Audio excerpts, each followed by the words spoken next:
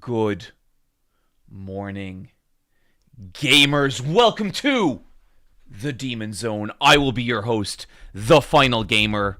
We're playing Fear and Hunger today to follow up our immaculate early game run from last week. But before we're going to do that, we're just going to hang out and chill a little bit. How is everyone doing? Congratulations on making it to the end of the week. I am extremely proud of you.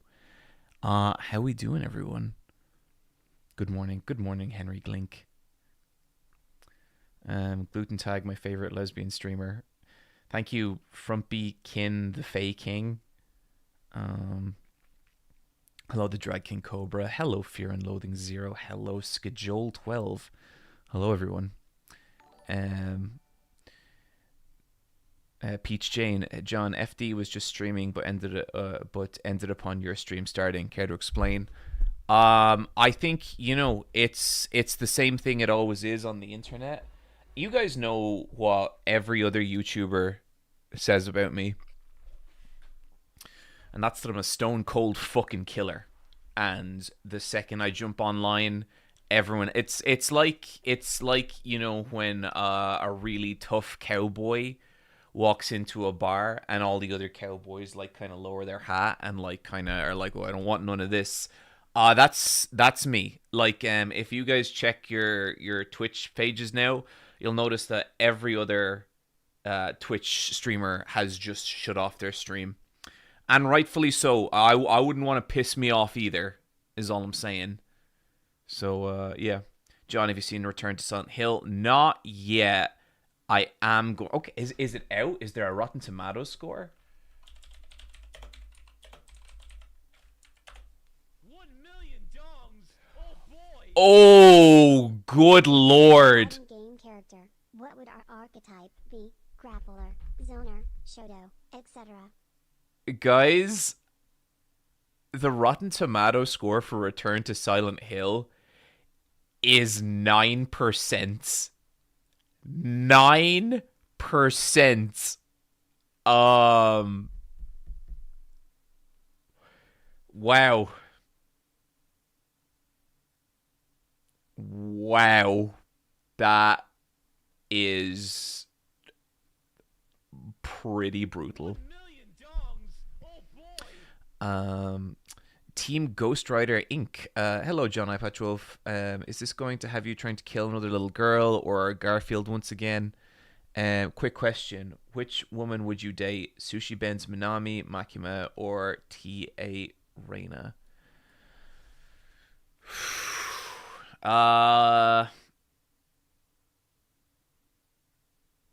So, okay, right. I would look, I'd date Makima. I'd say Minami is not far behind that. They are cut from the same cloth. It's hard to... Last week's stream from being in Mexico City. Are we going for the normal kill everyone ending or Soul for God one? Hang on. Reina from Tekken age. I don't trust this. 18 to 20. That's too young for me. That's way too fucking young for me. So not Reina. I'd like hang out with Reina if she wanted to hang out. I don't think she would, but yeah, no. I don't think I could date someone less than like, I don't know, 27 maybe. What's the rule? It's like half your age plus 7. So I'm 52. So half of 52 is 26. And so then so 33-year-old is the youngest I can date. But yeah, no, I'd date Makima or Minami for sure.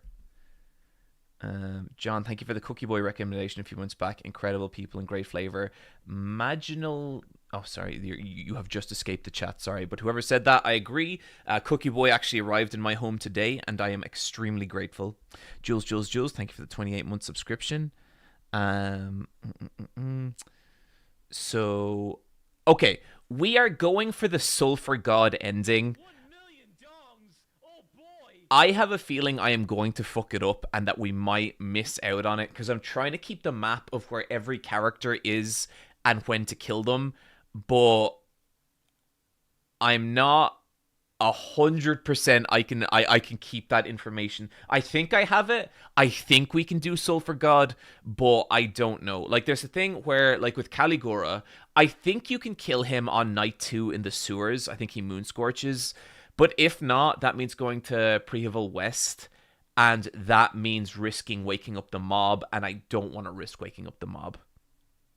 Just kill them as they're moon scorched, lol. Hard Heart of Bale.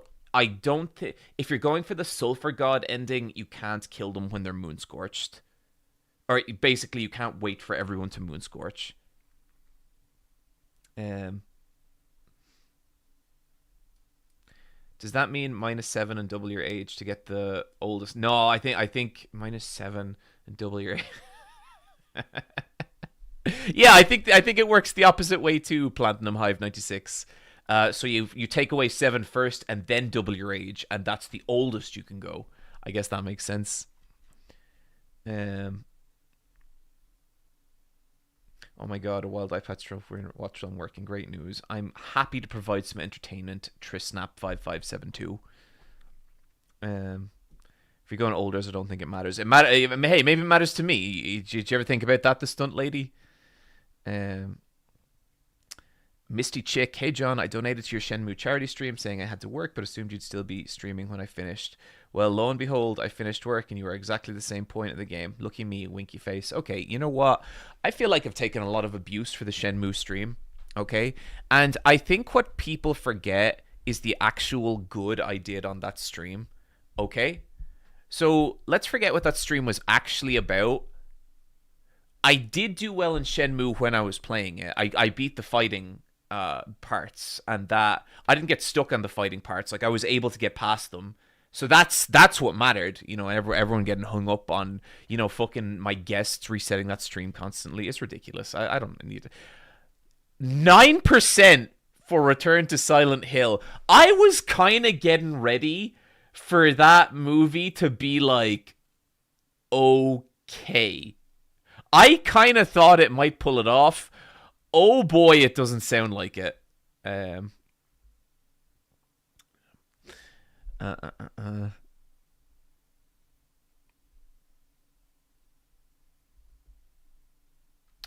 you watched No Other Choice? Play it from the director of Old Boy. No, I have not. Wooly actually was talking about it on Versus Wolves last night, so that'll be out next week.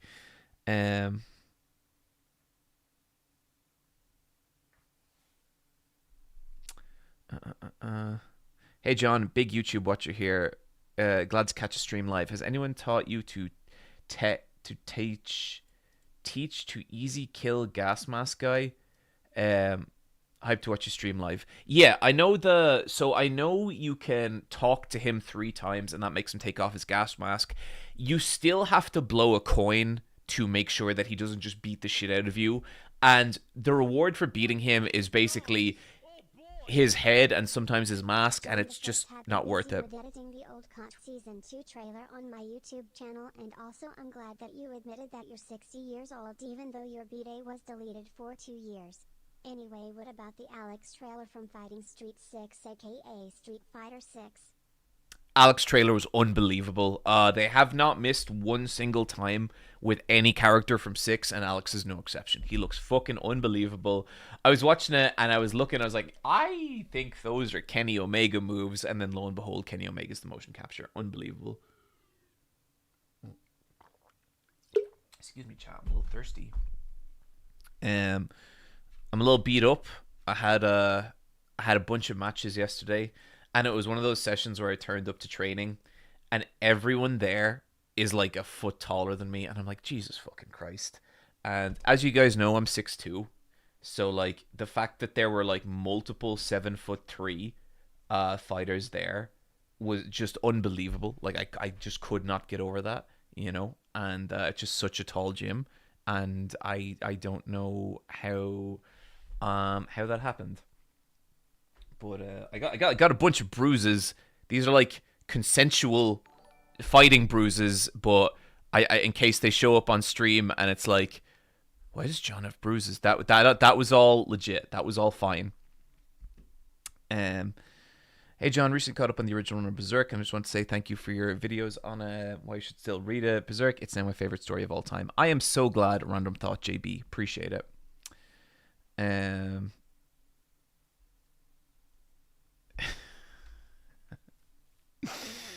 um, so John's lying about numbers today. That's the bit. Lie about the numbers. The Mighty Mouse of the gym. Yeah, the Mighty Mouse of the gym. If I struggle through every role and just about survive, I didn't get tapped. That was like that. That's the one like claim I could take away from yesterday. I didn't tap anyone, but I also didn't get tapped. So I think it went okay. Um, so John is 60 and 3'11". um, showing off Bruce as an excuse to flex the pecs. I think this is technically a bicep. The titty is the pec, but that's just how my arms look. I think it's kind of like one of the yeah. John, can you show us a pot of gold? Floros, come on, buddy. You can do better. John, how do you feel about the potential retirement of AJ Styles? Do you want him to make the rounds at past companies? I don't know. Like, I feel like AJ Styles is one of those wrestlers who it's a miracle that he was as successful as he did, considering the time he entered WWE and how outside the company he was and how much he had built a name for himself before WWE.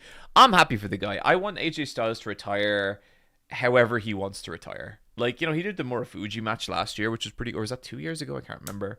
And if he wants to do stuff like that, great. I think he's kind of one of those guys, he has nothing left to prove. And I sure as shit don't believe that WWE can, like, do anything with him. Hey,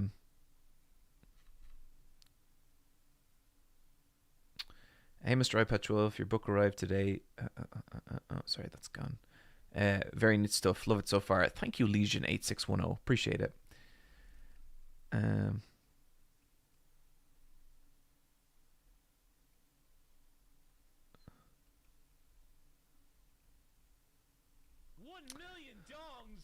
boy! I Storm. finally got my book from Hollow Press. I'm looking forward to getting to sit down with it this weekend. Thank you, Coldfire074. Glad you're good. I appreciate it. Thelix Storm. I have 17.4k on Insta through making reels and 8k on TikTok. What is your advice on what I should do next? Should I stream or Twitch on YouTube?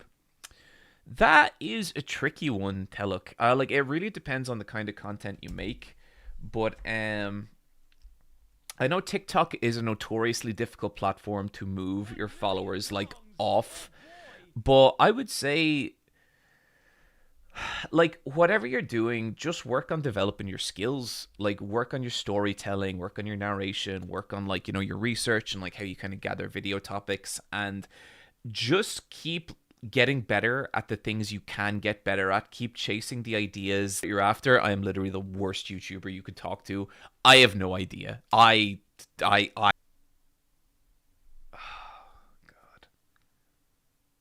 Are we on YouTube? I think we're back. We're back. Okay.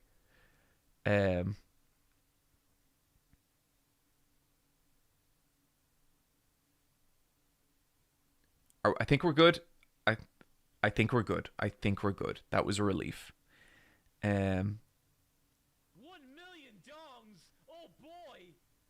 Your connection is spotty as hell on Twitch. That has been happening non-stop, and I think what it is the weather in Ireland has been, like, really awful, like really, really bad storms and all this kind of stuff. And whenever it's particularly stormy, let me check the weather here.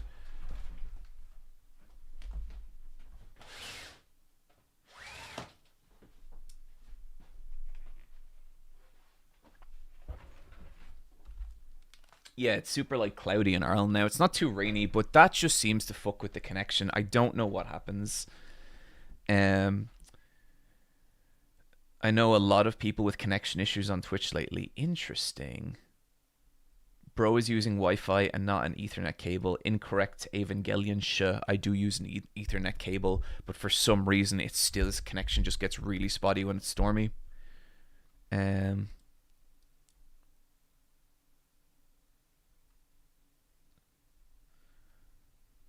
um, Fear and hunger. What about comfort and full? Look, what I was saying, my advice to that person asking about like influencer growth there was that you should concentrate on opposed to like growth is important, I guess, but it's your skills that really matter. Work on storytelling, read books about writing, read books about whatever you can in terms of like how to like create entertainment, create a narrative, and create shit that people want to watch.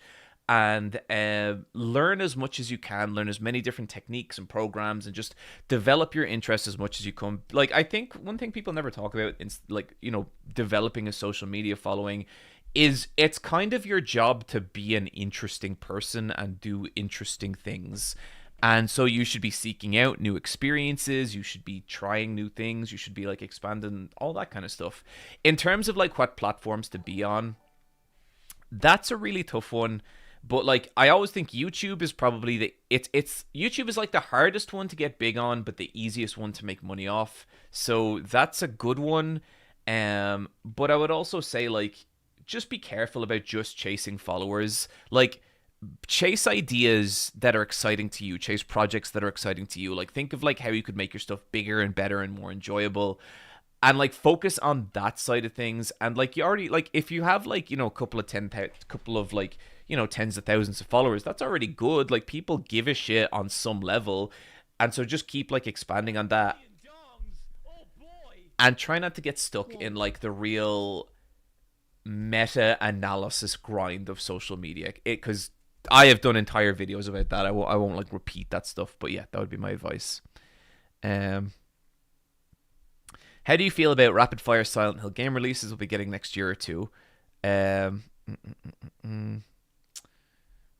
I mean, that does not fill me with confidence because neither the Silent Hill 2 remake or F, which I think are both good, are 1 year projects, right? Like, that is. Dongs. Oh boy. But I guess we'll see. I guess Hey we'll Tom, see. being the final gamer and all, have you tried the game The Finals? So I could be wrong, X Shadow 380X. Does the finals have some AI art stuff in it? I'm like I know I picked up some wind of that and it kind of put me off trying it, but I kind of wanted to. Um,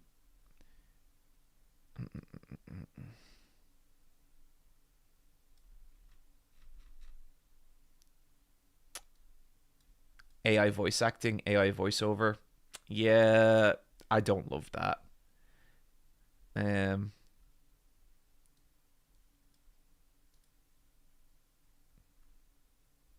Chandaluca, James being 20 or something.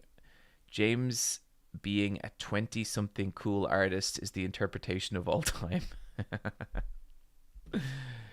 um, it's only AI announcers. Yeah, I still think they should still like hire a voiceover for that. Um, mm. Hey John, I've been keeping up with Jujutsu Kaisen season 3. I've watched the first 3 episodes. First one was great. Second two were like a little slow but still cool. The third one was really really slow, but I'm really looking forward to watching it tonight. I'm watching it with Michelle, so I don't watch it like straight away.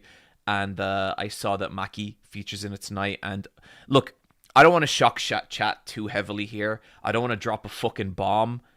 I like Maki a lot.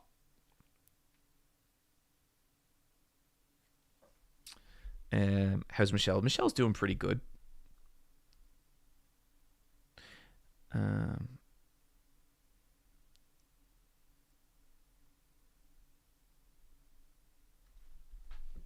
you should watch the fourth episode. Oh, I will. I will. Jules, fork found in kitchen. God damn it! Another look. Have you caught up with Absolute Batman? Yes, I have caught up with Absolute Batman, and we will be talking about that on Versus Wolves next week.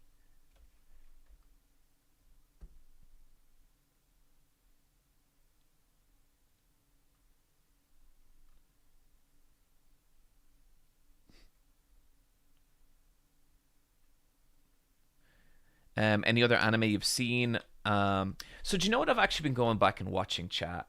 I have been watching Kaguya Love is War Season 2. And, look, okay. I know... I was kind of saying this earlier. I know what the internet thinks of me. I know how everyone talks about me, and I know how, I am seen online. And that is this just stone cold fucking killer. Just like this just soulless mercenary, this just ultra tough, ultra badass person, especially on Twitter. Twitter really sees me like that. And so it might surprise some of you to learn that, I'll watch the odd romantic comedy and I like some romance in my media. And I think Kaguya Love is War fucking rules. I love that show. And making my way through season 2, I've actually kind of realized how much I really really enjoyed the first season, and what a good time I'm having with it. If you haven't seen, Kaguya Lovers War is this show, and it's about this guy and this girl, and they both work in the student council office. The guy's the president, the girl is the vice president, and it's like imagine. Okay, this is gonna set people off. Imagine Death Note if Light and L were in love, and instead of trying to kill each other, they were trying to make each other admit they were in love with the other person. That is Kaguya Lover's War. I'm also guessing it's a good majority of Death Note fan fiction. And every episode is filled with these different sections where they engage in these weird mind games. So there's this one bit where it's I'm totally gonna butcher this scene, but it's so there's this one bit where Kaguya knows that it's Shirogana's birthday. Shirogana's the dude, and he's like, oh, it's my birthday. And she's like, and then she does basically mind palace, trying to figure out what she should say. And eventually she's like, as my job as the vice president, it's my job to know everyone's birthday. And it's all done with the aesthetic and editing of a battle manga, and it's fucking brilliant. It's so good. It gets at least one real genuine laugh out of me every episode, and a part of it is just the characters are so likable, because you have Kaguya, who's she is the heir to this super rich family, and then Shirogane is he's from a very kind of not super well off family, and he has a troubled home life and stuff, but they're both just really competent, cool characters, except when it comes to each other. But they only present this steely front to each other. They only ever act that they kind of don't care, and neither of them wants to admit first that that they're completely in love.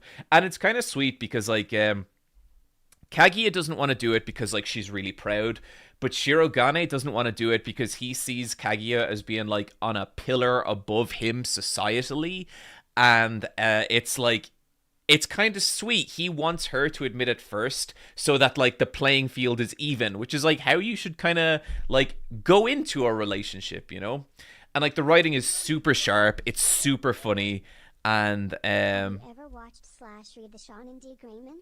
It seems kinda up your alley with the clown and goth designs. I have never ever touched it, Tetsujack yet. I must do at some point. But I think my favorite part of it though is you have this third character called Chika. And Chika is just this super cute, weird, kind of stupid, kind of super intelligent third character. And her job is she is kind of the chaos in the mix. So like Shirogane and Kaguya will like plan out all these like fucking insane scenarios to like trap each other into admitting that, you know, they're in love. And then Chika will be like this kind of chaotic factor that neither of them can like predict. And she is completely oblivious to the fact that they're in love, and she kind of fucks up everything. And like just the like weird dynamics between the different characters, it's really really good. Like it's one of my favorite anime right now. It's my current morning anime, and it's just brilliant. Like it's such a simple idea. Like you'll watch episode 1 of this, and you will understand immediately what the show is, what the format is, and how it works. And it's so good. I would say if you're watching it, watch the sub over the dub. No disrespect to the dub actors, I just think that the sub actors are that good. And I feel like the narrator for the dub, so every single scene of it is like narrated by like shonen battle narration, man. Like in that moment, Baki realized, like it's that narration, but for these romantic comedy scenarios. And the narrator for the dub, I think, leans into the kind of the like he kind of corns it up in a little bit in a way that I don't think works super well. But in the Japanese one, it's that narration is like dead straight, and it's so good. So yeah, I really could not recommend Kaguya. Love is War is enough. It's such a delightful show, and like it looks well. Like it's not like a mind blowing animation in terms of like the animation itself, but they do a bunch of weird stuff with like the formatting of each episode, like the genre of each episode, and it's so good.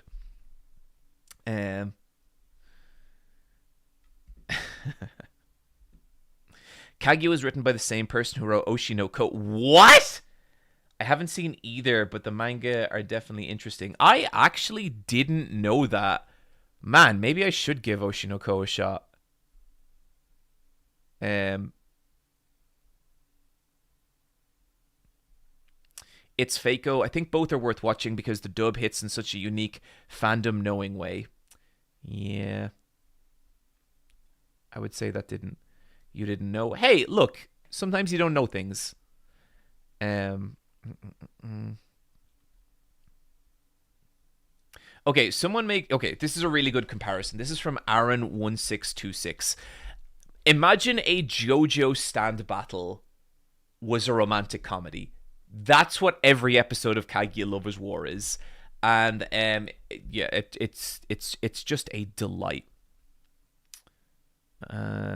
I watched Puello Magi Madoka Magica this week. Have you seen that? Yes, I have. Juan_dinner. I watched Madoka Magica when it came out, and Madoka Magica is a really interesting one for a lot of different reasons.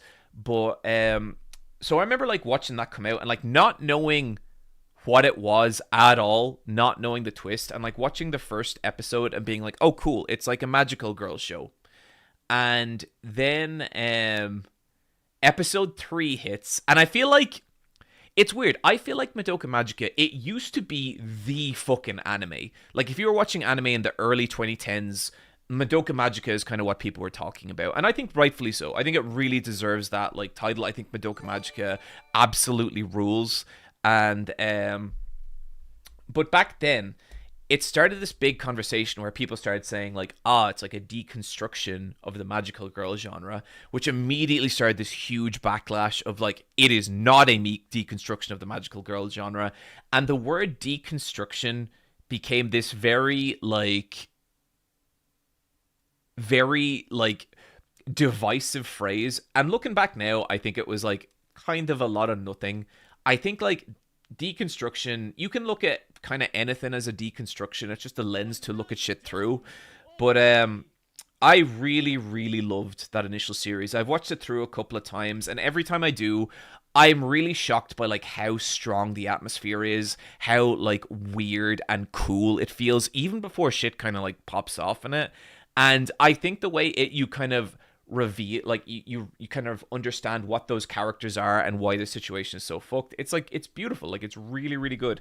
I am less fond of the third movie that came out. that is one of those movies where it feels like Evangelion 3.0 to me, where 90% of the movie is just two people sitting at a table talking, and and there's really cool shit around that, but that's just not. I don't want my movies to be visual novels.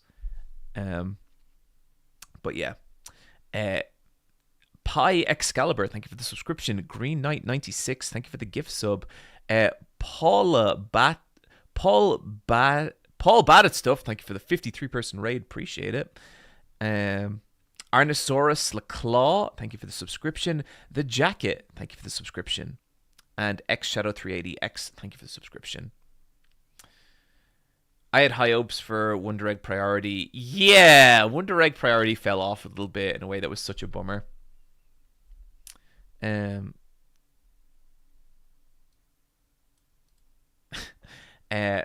Pumpkin Frogs. I was 12 and my brother showed it to me as a normal magical girl show, and it was a canon event. It's also a lesbian now. I'm also a lesbian now, and that can't be a coincidence. So look, I'm not saying we should terrify children with media they're not ready for. I will say the stuff that I saw too young was The Shining, Akira,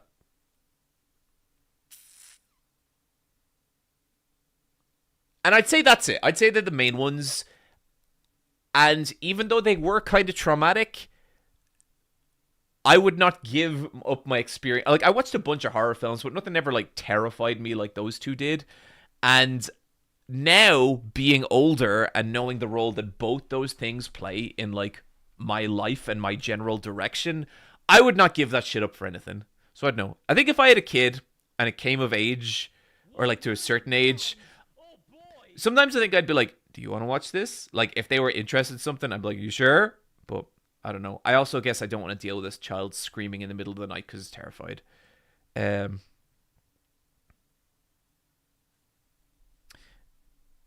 Akira scarred you dearly from what I remember. Oh, my tiny child brain could not handle Akira. I, like, did not know what the fuck I was looking at, and it was incredible. It, like, man, I don't think a piece of art has ever hit me as hard as first seeing Akira when I was little. Evangelion. I would argue that I was kind of the perfect age to view Evangelion because I was the same age as the characters of Eva. I was 14 when I started watching Evangelion, and that was like talk about a piece of art entering your life at the perfect time. And I've made this point so many times with Evangelion, right? But it's like, in a way, I feel bad for people watching Evangelion now because now you are like, now you hear about Eva long before you see it, right? You watch Eva because it is introduced to you as the most important anime a lot of times. Like, maybe less so with, like, the younger crowd, but if you stick around the anime fandom long enough, like, you're going to encounter Eva, like, eventually. And it is kind of seen as, like, in terms of, like, 26 or 24 episode anime, it's like the show, right? It is the thing. You have a few other things up there, like Cowboy Bebop, but I would say Cowboy Bebop's appeal isn't quite as universal as Eva's. But the problem is, like, you are hearing its reputation before you get to experience it. And I think that's a problem because I think then it's hard not to react to what Eva has become in pop culture as opposed to just how it hits you personally. First time I ever saw Evangelion, it was the episode where Misato stops that, like, Evangelion replacement unit from causing a nuclear meltdown. And I just remember watching it and just being like, what the fuck is this? You know, like, I just couldn't get my head around it, but there were parts about it that just felt like, as a 14-year-old, it was like fucking speaking to me. And for all I knew, No one else in the entire world had ever seen it. This is the thing I watched at like 5 o'clock in the morning on the Sci-Fi Channel in Ireland. I'd never met a single other person who'd watched it. I didn't know anything about it. And for all I knew, this was like the most obscure thing ever and wasn't going to become like the biggest anime of all time. And even like just watching that episode, and if you go back and watch that episode, like it's not a super like meaningful episode. It's kind of like an episode of the week thing. But even just like the way the characters were acting, I felt like the teenagers were acting like teenagers. You know, they weren't idealized versions of teenagers. They were just teenagers, you know, and like Shinji and Asuka both suck in their own way. Like, you know, they're both kind of shitty in their own very genuine, very authentic way. And, you know, I came back the next night and I kept watching it and I kept watching it and had my fucking mind blown. And then I remember that Christmas I tracked down a box set of Ava and I just watched it all. And I loved it so much. Like I loved it so much. Ray ended up being my favorite.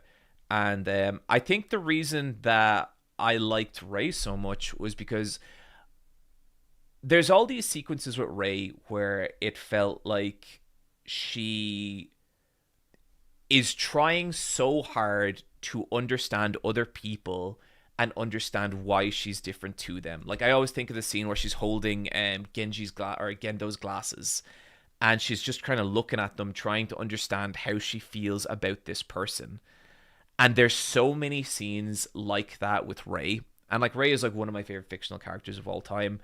And I think as a teenager, like I really related to that. I don't want to drop another bombshell in the chat here, but I was not the most like socially competent teenager. You know, I really struggled with understanding why other people were the way they were. And like I went to an Irish Catholic boys' school, you know, and the culture in my class was like it was like I would say like looking back it was a like kind of toxic class and like people were really homophobic. There was a guy I remember one time there was one guy in our school and he was gay and his name was Mark and everyone knew he was gay.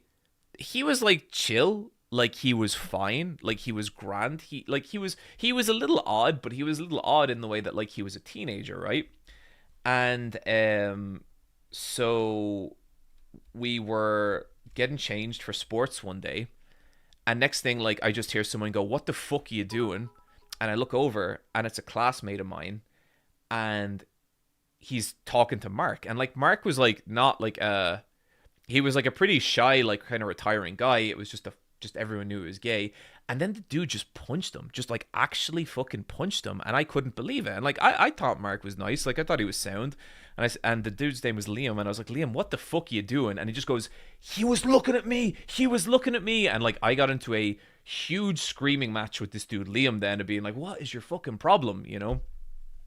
And, it was weird, you know. That was like the attitude back then, and like these were the dudes I hung out with when I was a teenager, and there was a lot of them like I just didn't get why the way they were the way they were. I didn't get why like they treated women the way they did, and get why they treated like gay people the way they did. And there was so much of that. They were all like sports dudes and sports jocks. And to make this analogy super fucking corny and like link myself back to an anime character, seeing Ray just so like oblivious to why people did the things they did around them, it was like this really like genuinely super powerful thing. And then like, you know, it introduced stuff to me like the hedgehog's dilemma, how like getting close with people is like a good thing, but it's like painful, you know. And that's kind of that sort of stuff I had never seen represented in media. Like this idea that like, yes, closeness is very good and it is great to be close to people, but the closer you are to someone, the more capacity that they have to hurt you. And like I wasn't experiencing any of this stuff by like reading think pieces about Evangelion or seeing character breakdowns on TikTok or watching video essays about Ava. This was the kind of thing where like I was just a 14-year-old and fucking soul bonding with this show. You know, and then like I remember even like when Kaoru come into it, and there's that scene with Kaoru and Shinji, and like he puts his hand on Shinji. I was like, oh, this lad's kind of like Mark. And it was like, you know, it was, I was seeing shit in this show that just hit on such a like profoundly deeply personal level. And like I nearly feel shitty saying this, because what I don't want this to sound like is like, oh, young people today don't appreciate anime. That's not what it's about at all. But it is about this thing where it's like, I think you approach a piece of media differently without the expectation attached to it, and when it does just like enter your life in this very particular way. So with Ava, like, Ava to me was being seen, but I think to a lot of people now, you seek out Ava to test other people's opinions of it. You know what I mean? You seek out Ava to see if it really is the Go anime like people say it is. And I think there's something kind of sad about that. Now, that's not me saying that, like, you can't also develop a really deep and meaningful connection to Ava. Like, obviously, no matter what the expectation, I have no doubt that there's going to be people who are like, yeah, that's how I found it, and it's still my favorite anime of all time. It's just like it's just a weird, different thing. And ultimately, I think it's better that more people know about Ava than not. But it is, it's just something I think about a lot with Ava in particular, because I really do still love that show so much. Um, I have never done a big Evangelion video ever. I've done like one Evangelion video, which was just about like the elevator scene, and sad Katem, 100%. I didn't enjoy Ava that much because I was looking for the hype. Yeah, and I would say, like, if you're one of those people who watched Ava, didn't like it because you felt like it was too hyped up or whatever, I would say give it a couple of years and try again. And like now with that initial expectation gone because you've watched it and you know that you didn't have that reaction to it. But yeah, I've never done a huge big Evangelion video before because this is gonna sound so fucking corny. I hate saying this. I think it's because like the show means too much to me. You know, I think that would be too difficult. I think it would be a really long video. I think it would also be me saying that like I don't particularly care about the third and fourth rebuild movies. Like I think they're fine. I think they're grand. It's just not the show that I fell in love with. But I just think like emotionally, I don't know that I could ever make an Evangelion video. I really don't. I think it's just it's too close to the bone, you know? So maybe this is it. Maybe this is my Evangelion video. But yeah, it's a really really difficult and beautiful anime in a lot of ways. Like I still think it is. Um I still think of that scene where Asuka comes back early from one of her dates, and it's just her. Most of the episode is her and Shinji hanging out in the apartment by themselves, and it's just, I have had nights like that with people, you know? Like I have had that exact scenario where it's like, oh shit, I'm alone with this person and I don't know how to feel about this. I remember before, oh fucking god, I hope she doesn't watch this. I used to have a huge crush on my best friend's older sister, and she was just like the like typical like cooler older sister, and she was like 3 years older than me. And she was like she was really she was into wrestling. Sometimes we talk about wrestling, and she was just like really pretty. She'd occasionally like kick our asses, which I think maybe had a lasting effect. And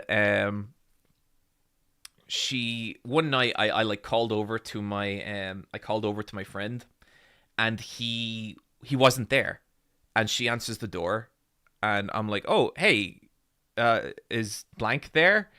And she's like, "No, he's not." And then I'm like, "Oh, okay." And then she's like, "But you can still come in if you want." And I was like, "What?" And she was like, "Yeah. Do you want to come in?" And I was so shocked that I immediately go, no, that's okay." And she just looks at me and she just goes, "What?" And I go, "Okay, I'll come in." And I went in, and me and her ended up just like hanging out for the entire night. And to this day, it was like one of the best nights I've ever had. And like nothing like happened. Like it wasn't like I did have a huge crush on her, but like it wasn't like anything romantic happened, you know? But it was just like we got on so well, and it was like so fucking chill and cool, and it was just like it's such a fun memory even now. And I remember when I was leaving, like she gave me a hug and she was like, "John, like if you ever want to hang out again, like that's cool. Like Michael, like my friend doesn't have to be there for for us to hang out." And I remember being like, "Yeah, yeah." And I was such a fucking coward. I never like I never did it. I never tried. I never did it again, you know? And I just yeah, I still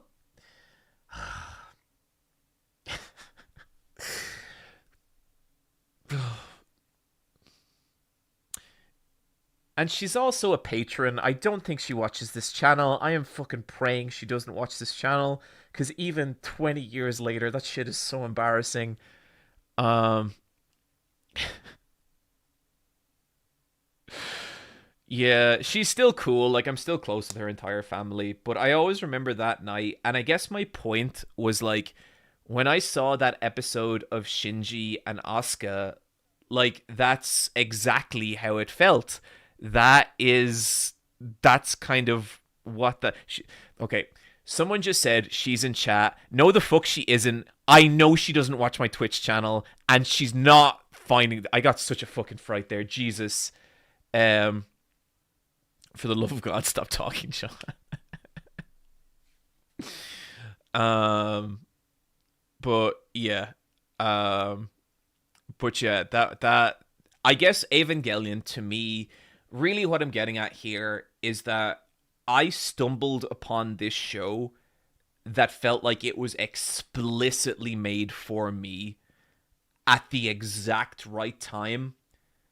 And I don't know that I will ever be able to convey that through a video essay. I feel like nearly like the process of making a video essay would the process of making a video essay would nearly like take some of the sincerity out of how I feel. I don't know. It's difficult. But yeah, that's my Evangelion video essay, everyone. I hope you enjoyed. Who wants to play some Here in Hunger? John, she's standing right behind you. I regret. What? Why do I tell you guys anything? What? Literally. Why do I tell you guys anything? Does she know? So, John, how goes the autism diagnosis? I mean, okay. I haven't been diagnosed for autism, but I think I should probably go get tested. I think that'd be pretty funny. Um, but yeah. Oh my god. Okay, I did. I was at her wedding once before. Once she got married once. I was at her wedding before, and it was really cool to see her, and like she was really happy to see me there, and like she gave me a big hug and everything. And and like I'm talking to her, and it's like very normal. Like it's just cool because obviously like it's a long time later. I'm not like the teenager anymore. And then at one point she just goes, "Oh man, I remember we used to wrestle, and I always used to kick your ass." And I was just, okay, well, listen, good wedding. And it just immediately turned me back into an awkward teenager for a couple of seconds. And God fucking Damn it. Okay, that's it. End of that story. End of the fucking Ava rants. Let's play some Fear and Hunger. Maybe the next Silent Hill game will be all about John's trauma and also having the plot of Ascension and Nomad Soul. Lol.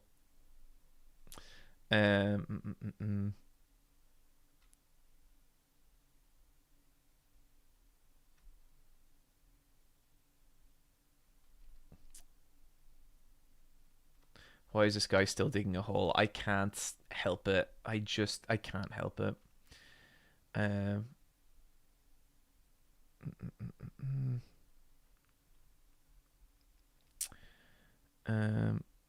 Hey John, did you get the email I sent of the Crow and Kim cosplay photos from last weekend? I even made a composite of my friends in the ring. King Alex the First, I absolutely did, and that was some of the sickest shit I have ever seen. I will talk about it on stream, but I think I want to do it for a Planet Fan Art segment, so you will get your like live reaction of that, I promise. But like, oh look, fuck it, I'll show it on stream now.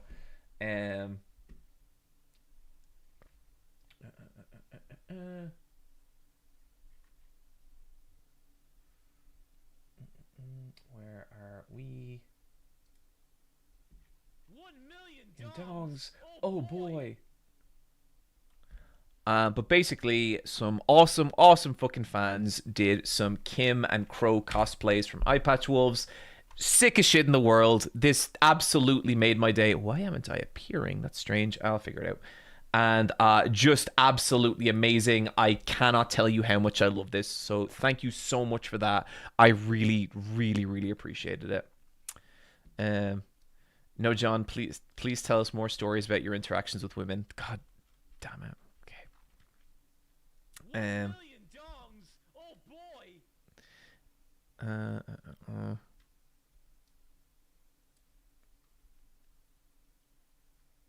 You should have challenged her to another match, John. There's no way that would have gone well in any direction.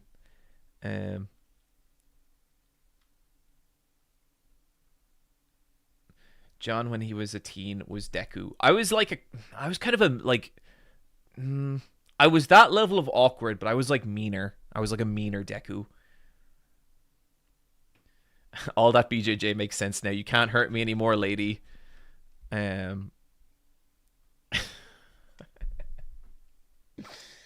He's brave for sharing. Frumpy King, the faking. I just can't help myself. I really can't. Team Ghost Rider Inc. Silent Hill Zero Ascension, the Nomad Soul. Were you an anxious romantic? Not really. I think once I hit college, this is gonna sound like such a fucking brag, but I guess like once I hit college, I became more used to being the kind of pursued as opposed to the pursuee, you know? Like, I never really... I had like a lot... There's definitely like a lot of... There's a lot of scenarios from when I was a teenager where I liked someone and like I didn't know if they liked me back and all that kind of stuff. But then like in my like very... Like I wasn't even 20 when I met Michelle. And I would say like from that point on from college, it was more people liking me and me just kind of seeing them as friends. I actually had not a problem, like it's not like it's happened all the time or whatever, but I've had a couple of times where like I think someone is really cool and I think they're like really sound and I like hanging out with them, and then it becomes like really obvious that they like see the friendship as something more. And honestly, like that really bums me out when it happens. Oh, giant bomb! Not during my embarrassing romantic story segment. John, the ladies just come to me, Walsh.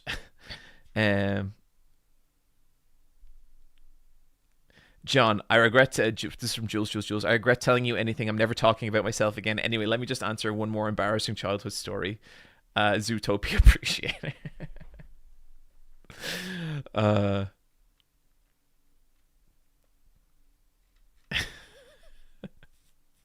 Welcome, Raiders. Welcome. Okay, look, guys, let's play some Fear and Hunger.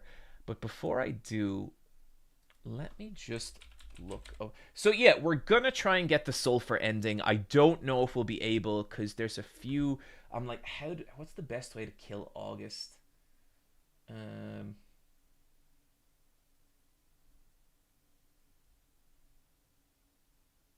Okay, no, day 2 morning, we got some shit to do. Okay.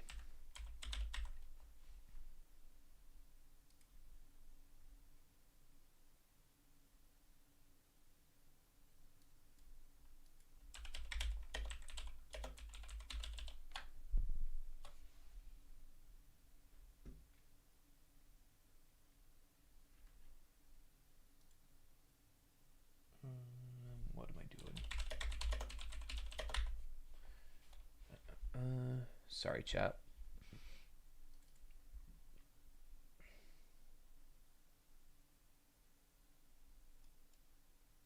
Oh, look. Little tiny bit of news, chat. I am officially starting a second book. It'll be out in like, I don't know, a fucking year, but it'll be cool. Funger 2. That's weird. 1,000,000 dongs. Oh boy. Book. It's okay for people asking for like clues about the book. Thank you, Pathfinder.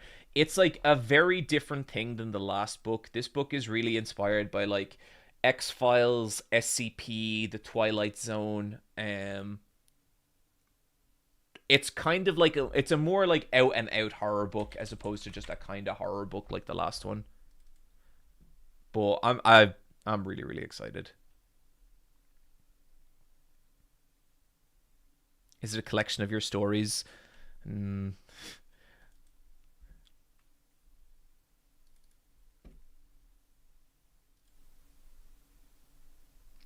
Why?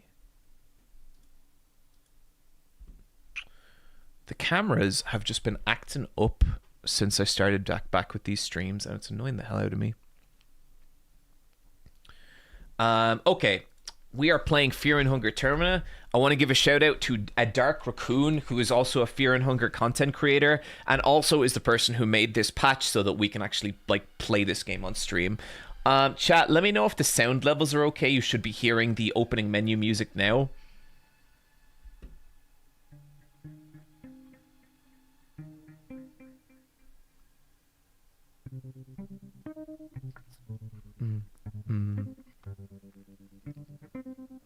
No, nothing?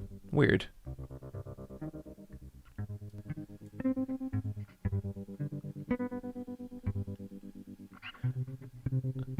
Dark Raccoon might be here. Yeah, Dark Raccoon drops by the stream sometimes. I hear it. Okay, I've turned it up a bit now, so it should be okay. I might turn it down on my end a little bit. Bit better now. Okay, I'll turn it up. Can hear. Okay.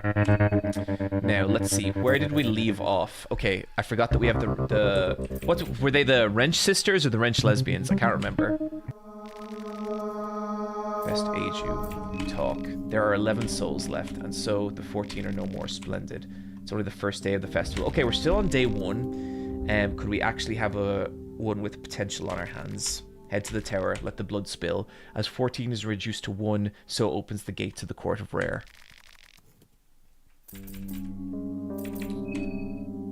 And we have... Okay, we have... Okay, I think we were going to save those soul stones. Mastery over vermin, flesh puppetry. Okay, we have rot, which is what we need. Got the blood sword, got defense +1. I mean, that's kind of handy. Red arc is pretty handy as well. Moth Storm, La Dance Macabre, Spice Forge. I can't figure out how to use Spice Forge. I should really just look it up. Meditation. Oh, that's right, because we killed Osa.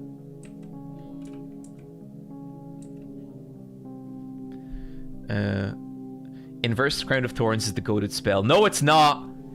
Unless there's a use for like Reverse Crown of Thorns, I have not figured out. Warding Sigil, Advanced Occultism, Greater Occultism. Red Arc. Red Arc could be useful. Motswarm could be useful. Escape plan. Oh, escape plan actually will be super useful for what I'm planning.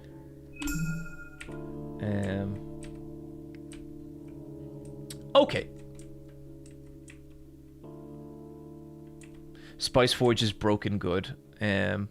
Spice Forge for the double black orb. That's crazy.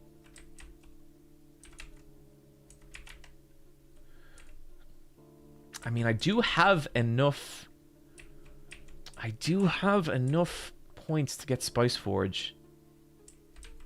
Okay, fuck it. Let's play around with it.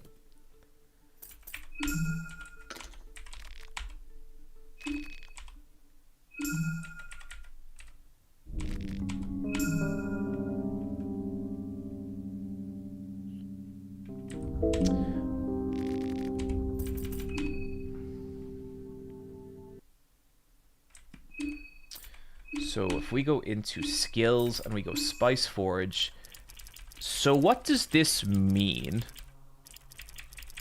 Like, so if I go root, what does this mean?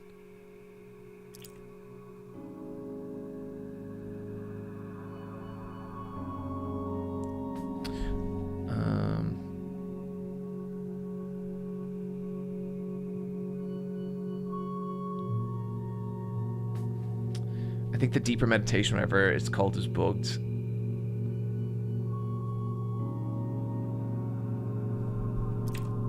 So we have like different things we can apply to different spells, but I don't know what the actual colors mean.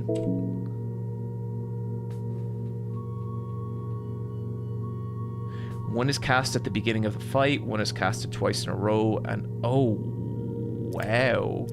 Okay, so if we go green, is that going to cast rot? Oh shit, I hope I didn't waste that. Ah, that's right, Abella lost both her arms. That was very unfortunate. What can we make? Nothing too good. Okay. An armor. And how many healing items do we have? Not a lot.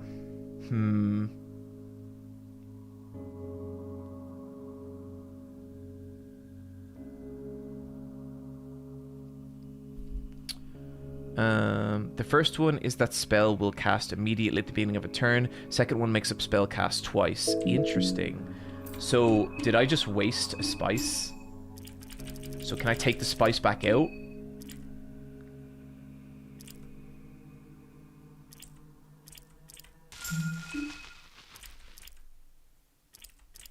It seems I can. Okay, interesting. Okay, in terms of healing, I don't really want to do this, but I have to heal Marina up a little bit. Ugh.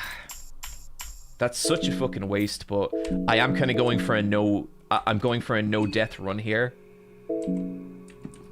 Marina's starting to feel hungry. She's fine. So I think the best move for us right now... Oh, so we're at nighttime of day one. Okay. The best thing for us right now is to start taking out the low-level areas and start gathering up some supplies. So I think the best thing would be to head to the village area and just start taking out the villagers there, which shouldn't be too much of a problem. I never really come here at night. So our goal is to make it to Priheville and start... Basically, right now we're going to do a supply run. We want to get as leveled up as we can for this bit. And then we want to start getting stronger. I think we've already taken out a lot of these, have we? Yes, we actually have, which makes me wonder, should we just head straight for Priheville Center? I don't think we quite have the strength right now to take on Bobby's, and I don't like exploring Priheville without that. So what we really need is another character.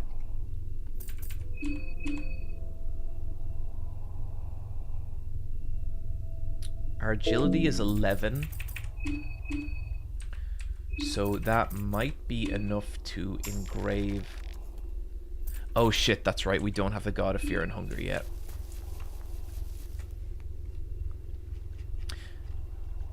Who will you recruit? Probably Dan. Not Karen. Maybe Levi. Okay, I have actually, I think, raided this entire area. That's right.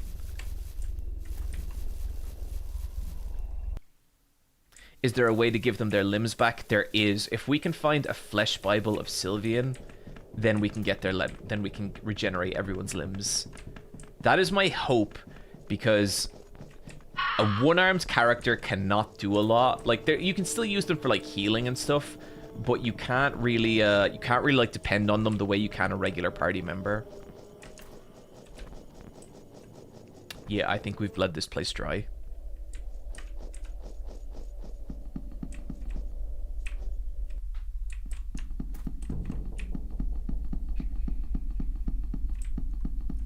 So here's a weird thing here, right? If we go into this room, this must be the television room. I don't know why it says that. I've never been able to get anything to happen in this room, but every time it like draws attention to the fact that there's a television there.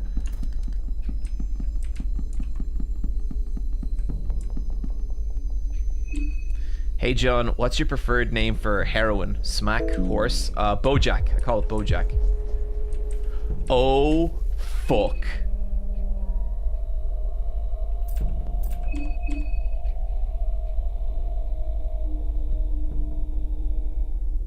Huh.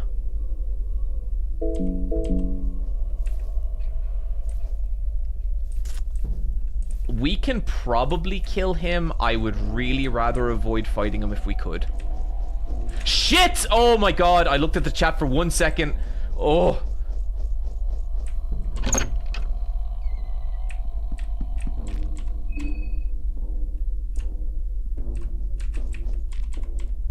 And I think we've already killed everyone in here. And we've already, yeah, we have. I just want to double check. There's books along here, and I want to double check that we got them. Nothing here anymore. I think so.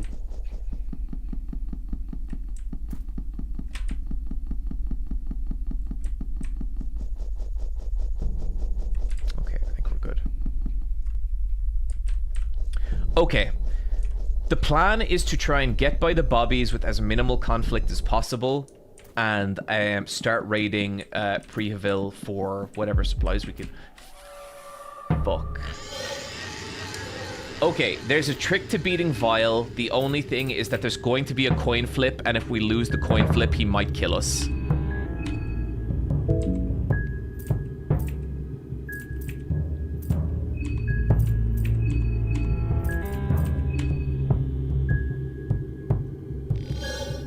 Breathe, breathe.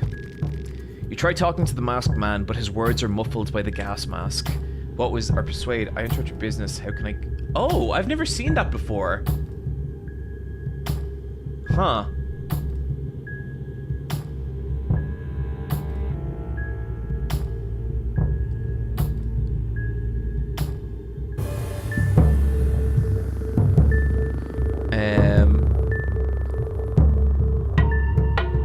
I wonder... So, I'm curious, chat, does anyone know what the persuade option does?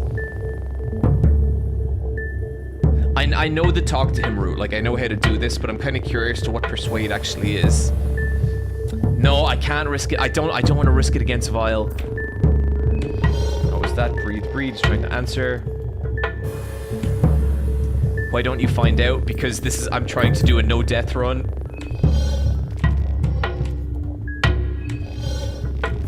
So basically, you keep talking to him because you can't understand him, and then eventually he takes off his mask.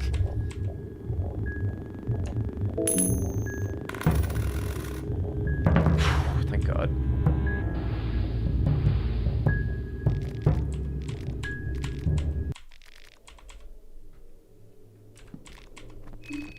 You find a meat pie and moldy bread. So people were asking me why I didn't like attack Vile in the last playthrough. Basically, it's just because I don't really see too much of a value in attacking him, because sometimes you can get his mask, but like that's kind of it. You can't get the mask from his you can't get the mask from, like, just his head. I guess we can get some food down here. Blue herb, nice. But that also cost us a lucky coin, which I don't love. Okay.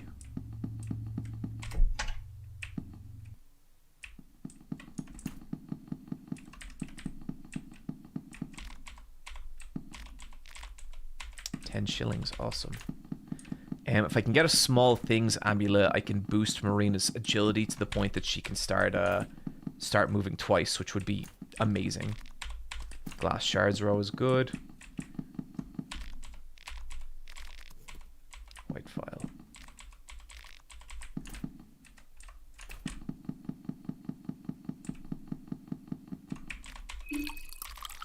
And here you can just get a bunch of, like, if you have empty vials, you can get wine, which is, like, just good for restoring your, like, mental health. Not in real life. Don't do that in real life. It's a bad way to handle things.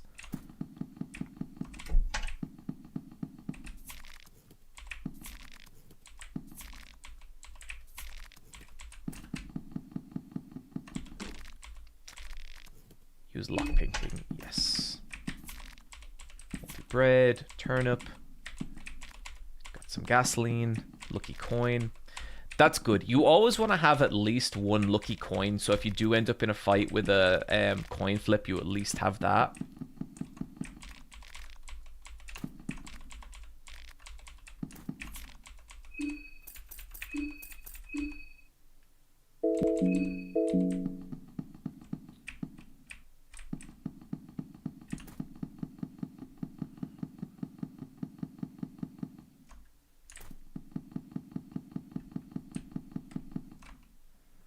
Okay, not so bad.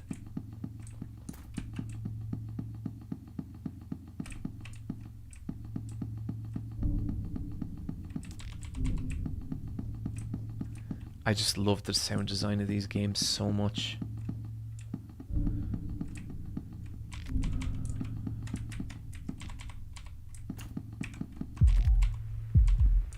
What is that? What's coming? Is it a Bobby? I know it's really hard to avoid the Bobby up here. We might have to fight him.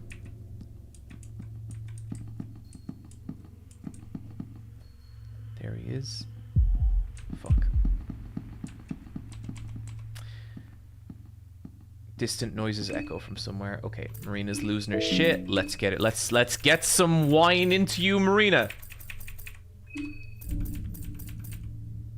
Oh, we have heroin. Interesting. Someone's definitely clipping that out of context. You ever just get drunk with your goat?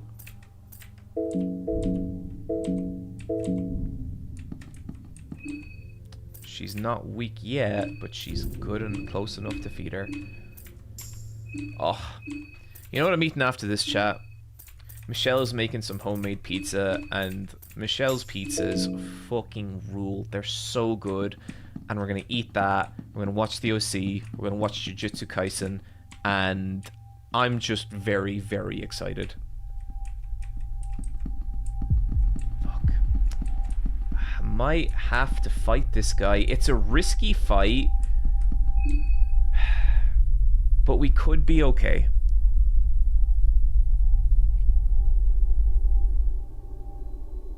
No, John, we never got drunk together before. Who said that? Ultra peg leg cat, you sweetheart. Eat your eggs, Black Caleb.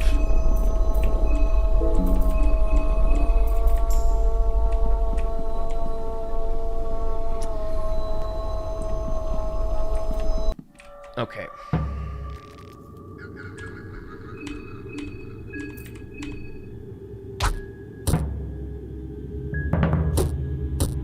Good man, Black Caleb. Okay, he's gonna take a swing at us. Okay, that's really bad. That was a lot of health. But it's okay.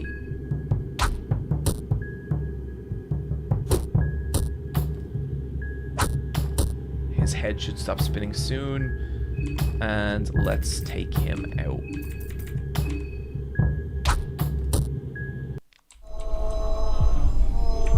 So with the bobbies, you gotta beat them as soon as you kill them or they come back to life. I only learned that like a week ago after several playthroughs, and yes, a blue vial. Nice. Okay, I think I want to spend the blue vial on Abela. Yeah, it's such an obvious thing. I just thought you couldn't kill them and that they came back indefinitely. And I felt like such an idiot when I realized that, no, you can actually kill them. There's a death mask.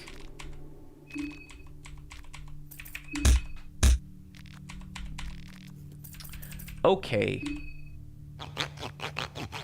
So, first things first, I think I want to try and go get the small... Oh, I want to get the small things amulet, because that will let Marina move twice per turn, and that's going to hugely increase our ability to, like, fight.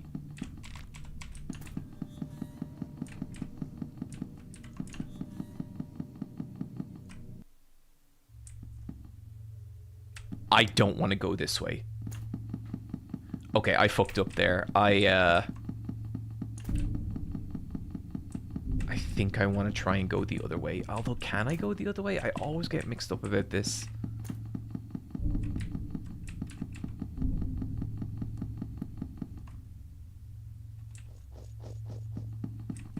Is that a reference to Silent Hill where you had to stomp the monsters to kill them? I don't think it's a reference. Like, that. I think it's just... I think it's just a thing. Okay, there's a lot of books in this bookshop, which makes it very valuable. We could kind of duck and weave our way through. Yeah, let's see if we can avoid the Bobby. Skin Bible chat. Oh! If that had been the God of Fear and Hunger, or if that had been Sylvian, that would have been really useful. Kaiser Critique. No, not interested. Yes! Oh my god! Oh, that's good. That's really good. Okay, that is exactly what we wanted.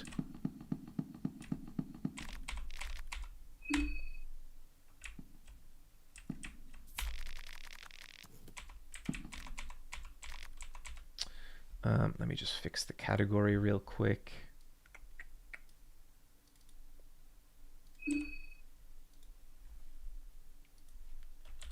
Oh man, okay. The Wrench Sisters are back in play. That is really, really good. Oh man, okay. Shut up, you.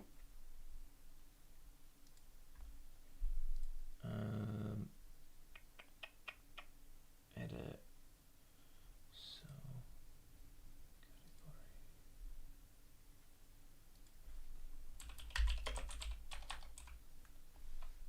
Oh, there's loads of... That is weird.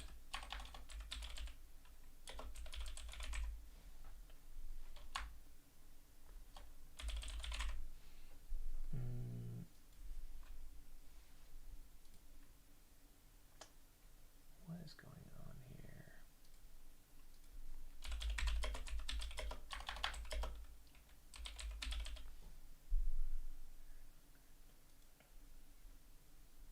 Okay, done. Let's keep moving here. Okay, so I'll show you what's so cool about the Sylvian Bible. Nothing interesting.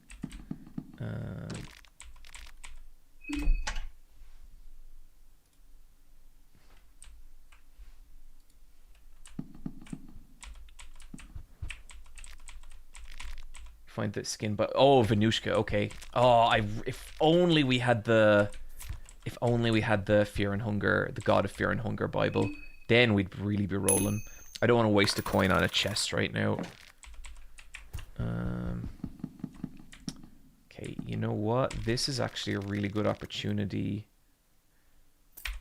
I think if we do... I think it's Almere we can do with the curved ones. Do I have that right, chat? It's... The curved ones are Almere and... God of Fear and Hunger. Yeah, I'm pretty sure that's right.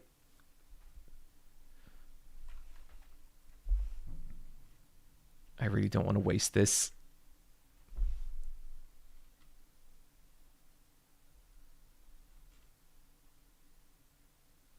Almir's the cross. No, John. Okay. So that means instead we can do the Sylvian here. Are you not going to save? Save it for Fear and Hunger. I think it's a waste on Fear and Hunger. Cross is Almir. Okay, cool.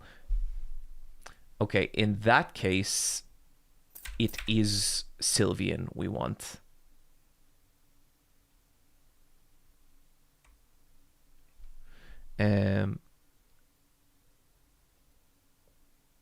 Sylvian won't work here. Okay, do I have the ritual circles completely mixed up?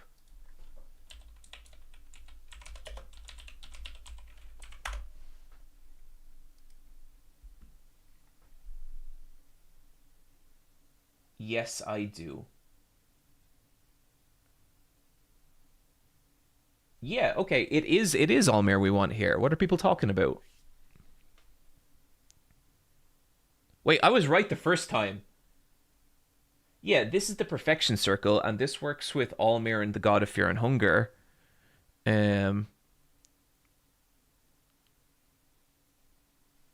And it's the asymmetric, like, kind of pentagrammy circle that works with the old gods. Almir's, yeah, that's what we want. We want Teleport Jesus. And there's a particular reason we want Teleport Jesus.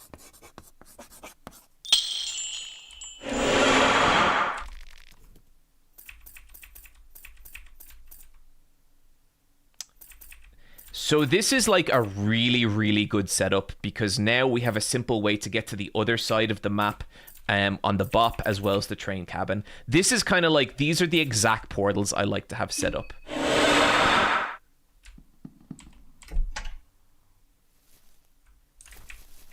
So now we can head back here.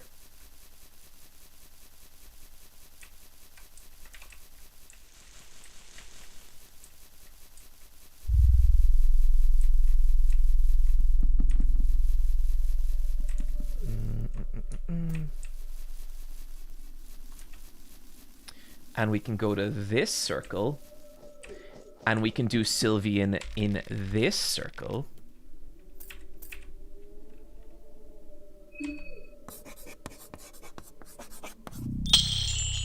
Your affinity with Sylvian has raised. And now, check it out, chat. Abel has got her beautiful, beautiful arms back. And we're back to full health, full minds. We're back in business. The Wrench Sisters return. Oh shit, we got a death mask. Oh man, I forgot how good we are rolling here.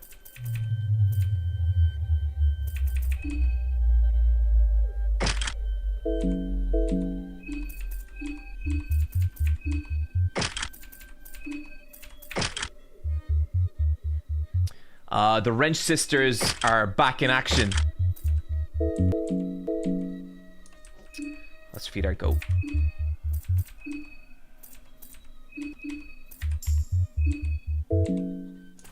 Are you going to use the golden gates to get the secret boss? I have never done that. I think,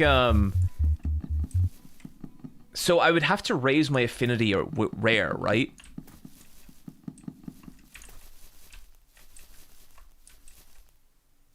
John playing on easy mode by having arms. I guess so. I just can't hack these armless runs.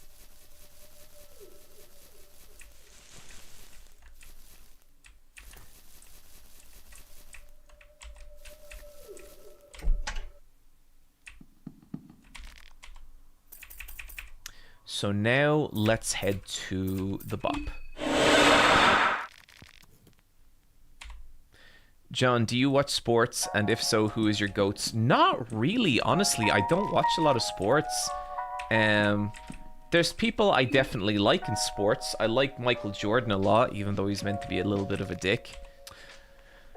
This really frustrates me at Fear and Hunger. Basically, every time you cross this threshold, your characters are like, I'm gonna chill, because the game thinks that you are coming into the place and that your characters are all like relaxing. And so then you have to basically go get them again.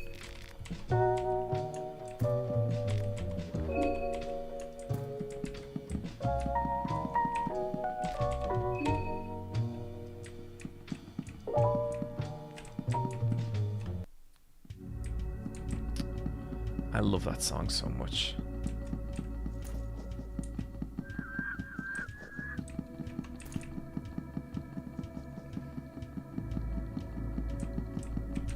I've never figured if this person does anything. You can give them a coin, and I don't know. They just kind of, they're like, yeah, okay.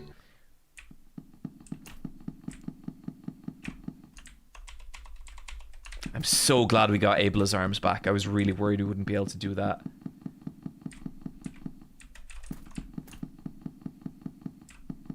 She gives you directions on what to do.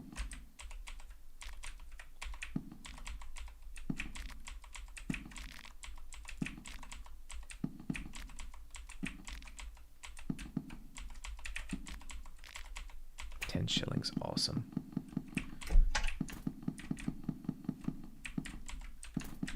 We can get another broom handle, not that it really does anything. If you have your salmon escape rooms equipped, shouldn't give your arm guards to Abella. You know what? That is exactly what I should have done in the first place.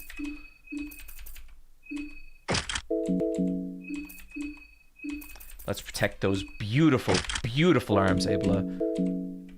I think I mainly just liked the idea of tanking up Marina so much just to ensure I can't die.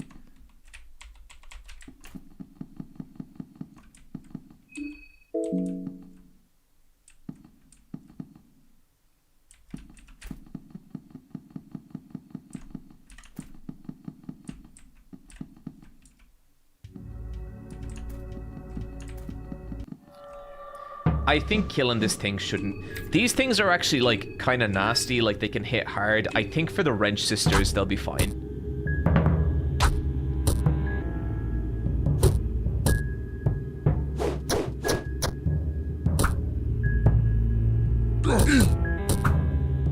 Jeez, okay, they hit harder than I remember.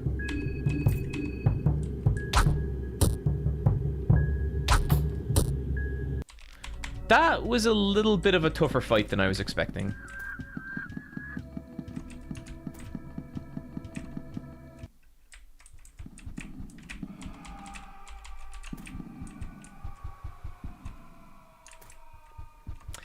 I like this. So I don't think we've been here yet. I like the store okay. I think it's like, I think the actual idea for the location is amazing. I just think there's not a whole lot going on here, and it feels like kind of a wasted opportunity. It also drives me mad that you can't walk diagonally through this store. Like, it doesn't, you kind of have to do this, even though there is a diagonal option. It's just, it's weird.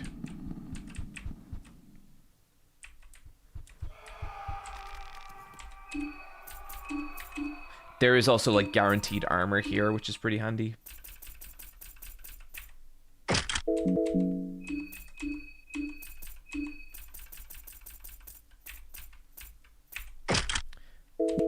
Hell yeah.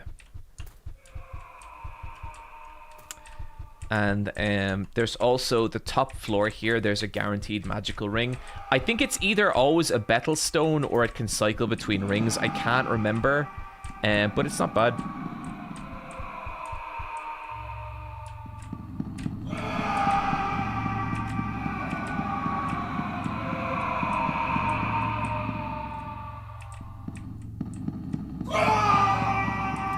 I was on the Funger wiki the other day, and there was someone saying, like, I only just realized that the screams are the white angels at the top here. And I was like, yeah, like, that's obvious, right? The Leechmonger ring. Do people know, John, if you manage to kill the large pile of shirts, there's a little girl lying at the bottom? I don't believe that. Let me just get out of here because it's wrecking my head.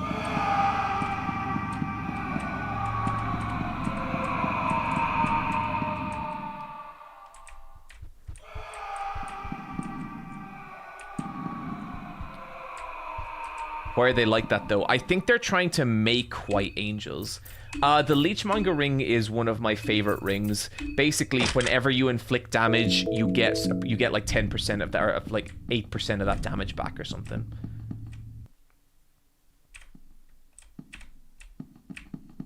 I hate this guy. What's your name? Marinas. Fuck you, Marinas. 79 shillings. That should get me a small things amulet. And I don't think we want anything else for the moment.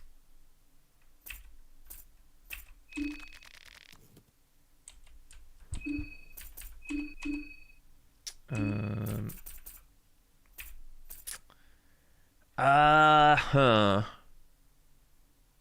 Okay, I want her to have high defense, but no, the Leechmonger ring is important. The ballistic shield, it's -4 defense. It's worth it. It's worth it for the extra turn. It's worth it for the extra turn.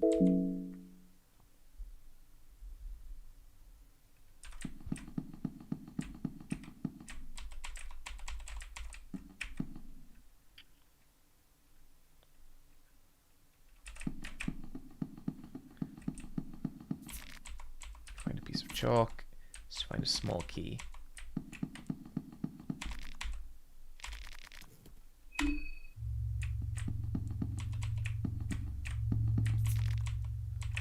Herb, find a green herb. So we don't need the Fear and Hunger Bible as much now. It'd be handy, like it would be cool, but we could still kind of use it. Like if we got able, because that would let us carve runes on the characters of the Fear and Hunger God, and doing so would mean that we could basically make it so all our characters can move twice per turn, and that dramatically increases our chances of survival. I also could use the final alchemical book.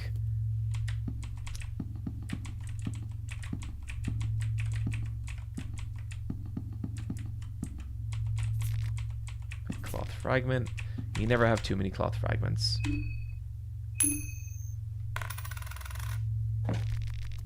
Small thing. Oh, another small things amulet. Okay, Abela, what's your...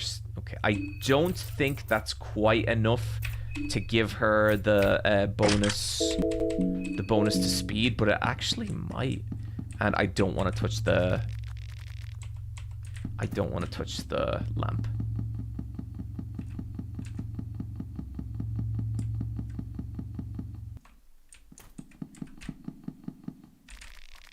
Didn't go downstairs, did you? There are things there that would best be forgotten. Touching and groping things you don't understand never ends well.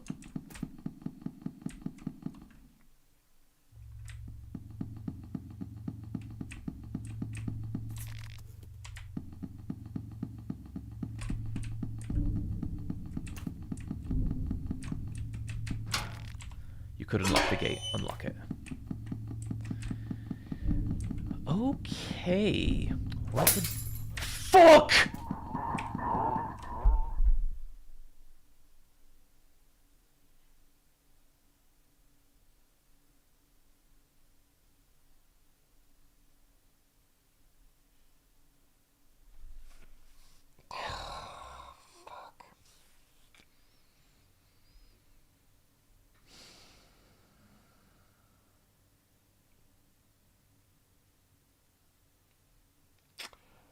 Oh no.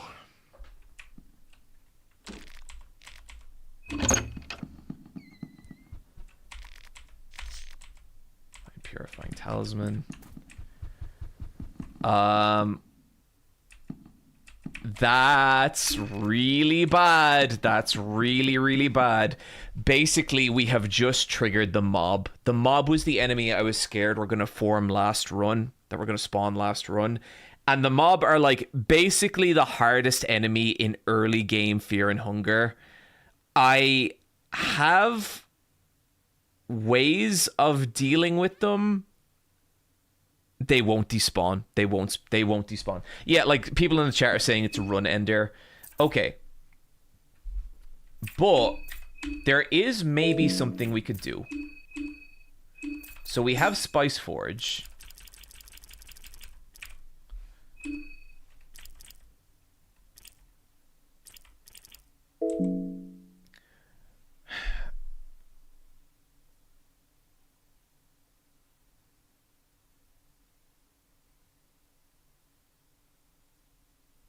Give us the best weapon in the game. They do. Rot at start. So how do I use Spice Forge so that... Because if I can use Spice Forge to get off a rot immediately, I could survive this.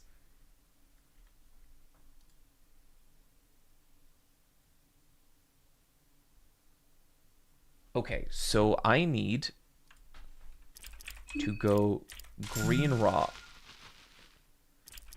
And if I use green rot at the start of this fight, it might mean that I can take out their strongest enemy. I still don't know if that will be enough, though.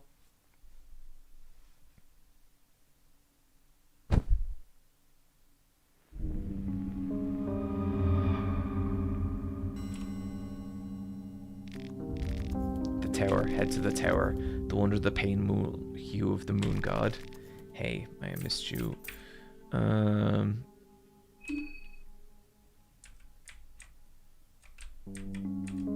Mischief over rats, master of vermin, agility +1.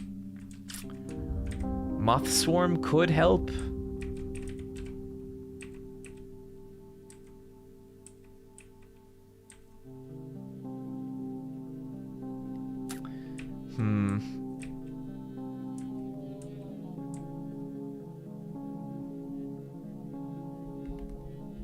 A lot of alive people in the lineup for the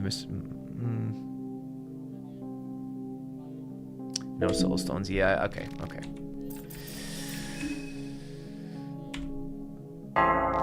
Here we go.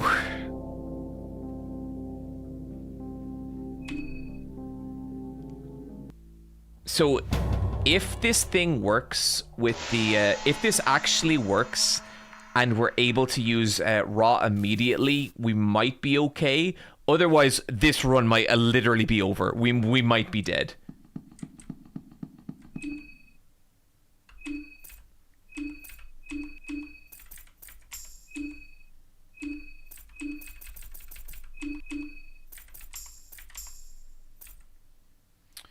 I think for this fight, we kind of need every little bit of help we can get. That was such a waste, but still.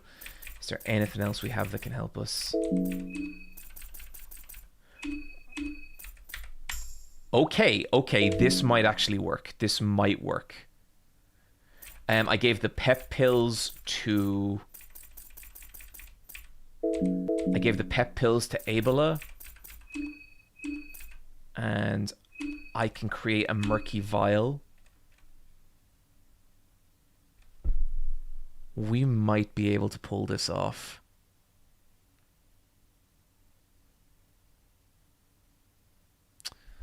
Man.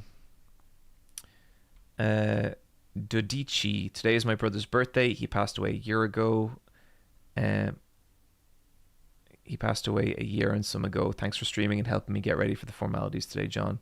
Oh, I'm sorry, buddy. That really sucks. But yeah, of course. I hope you enjoy the stream. Okay. I think we can do this. It's just scary. Okay, if the Spice Forge thing works and rot hits, we could be okay.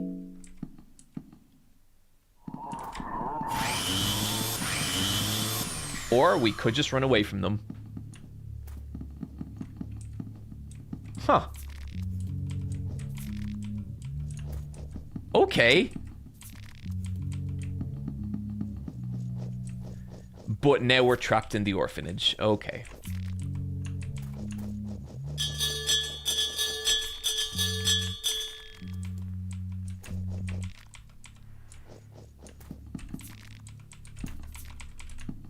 Oh no, we have another way around. Shit. Okay, bad. I'm running out of stamina and he's faster than me. And he's gonna activate the whole mob. Oh! Ah!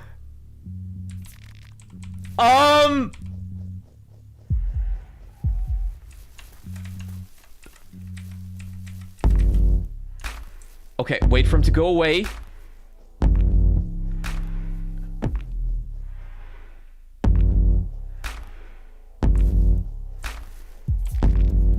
shit, here he comes again. Wait, is he... Oh, I can't tell if he's part of the mob or he's the regular half cocoon. Because if he's just a regular half cocoon man, we can kill him easy. If he's part of the mob, we're dead. I don't think he can totally enter here.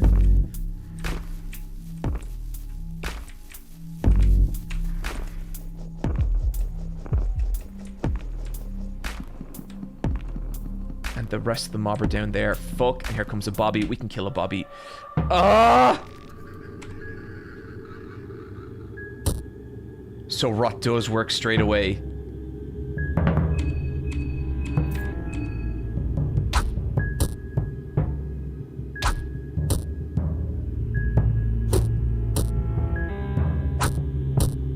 Shit, okay, that is health we really couldn't afford to lose.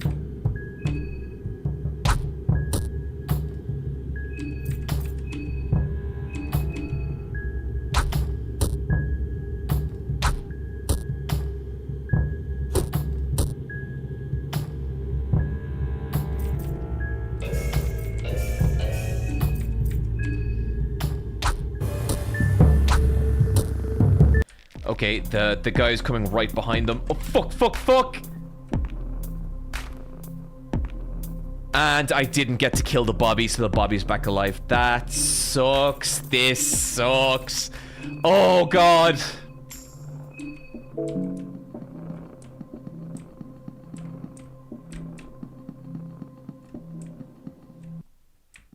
Maybe we can find some healing items in here. I believe there's either a rat lady or a half-cocooned man in here.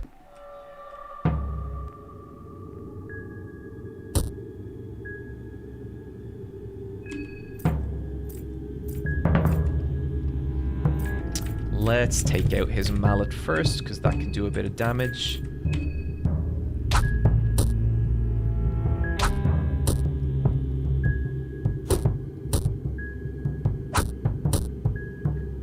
Too bad.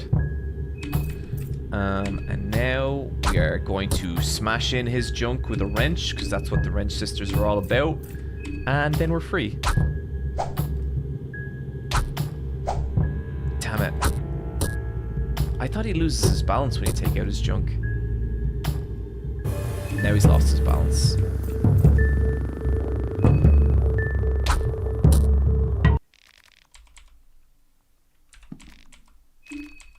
2 shillings.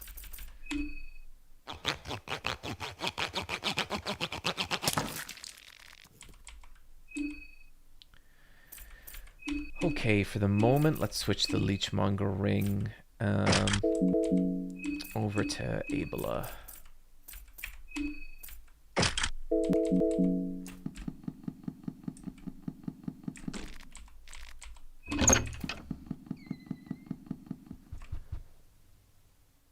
Oh, shit. Okay, they have started to spawn. That's not good. Basically, horrifying bee-men have spawned into the world, and that might make things a lot more complicated.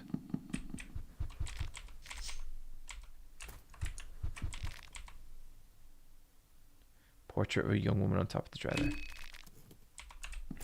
Man. Why is that ringing a bell?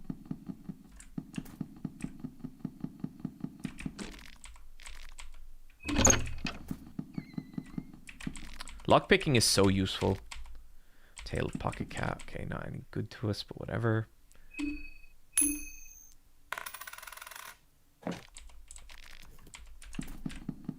No, not the bees. Oh, I'll be saying no, not the bees soon, alright. Okay, there's not a whole lot in this building, so we pretty much gotta go. Fuck, okay, that's bad. And...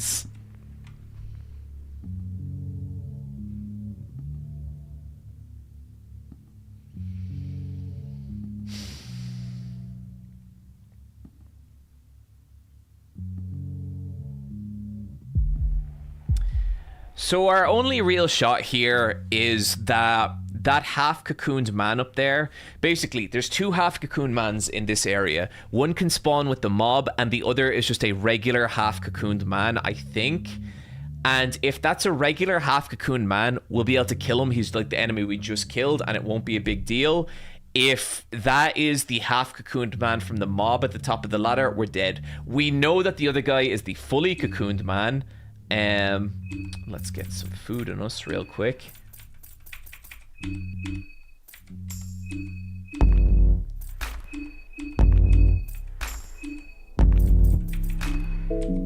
And Abela has lost her buff from the pet pills.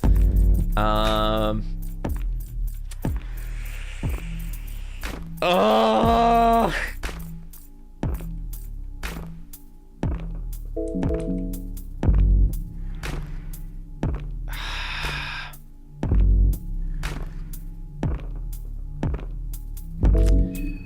I guess we just gotta take our shot. Okay, Raw activates immediately. Yes! Yes! Okay, yes! Okay, that was really good. So, what happened there is that Raw activated immediately because of Spice Forge, and it turned the fully cocooned man in the center into a half cocooned man. That is really, really good for us. And now we just have to keep hitting those dudes until they can't attack us anymore. Because we're both equipped with wrenches, we have a 25% chance to stun them. So at this point, this is just a DPS race. This is just like who can cause the most damage first. But we are far, far away from like this being a definite win, but it's a good start. Okay, I'm gonna go the Murky Vial first and then attack this guy in the far corner. Hopefully that causes fire to everyone. Shit. Okay, that's bad. That's really bad.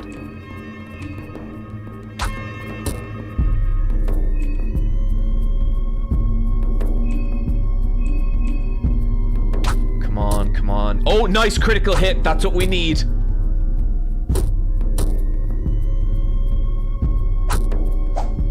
Shit. Oh, damn. Okay, that's okay. It's only the center guy who's on fire, which is really unfortunate. But this guy has taken enough damage that I think I'm just going to keep piling the damage onto him. This might be a waste. I'm going to use the rev points on him. Yes! Okay, yes, yes. Okay, we're looking good. We're looking good. We're not out of the woods yet. This could still go very wrong.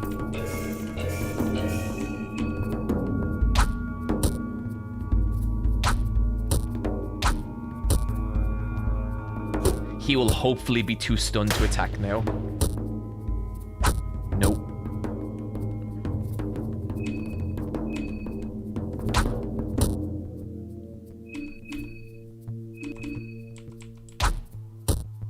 Yes, yes!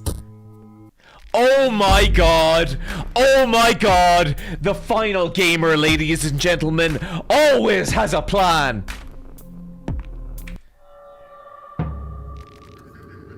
I forgot about this dude. Surely it won't matter.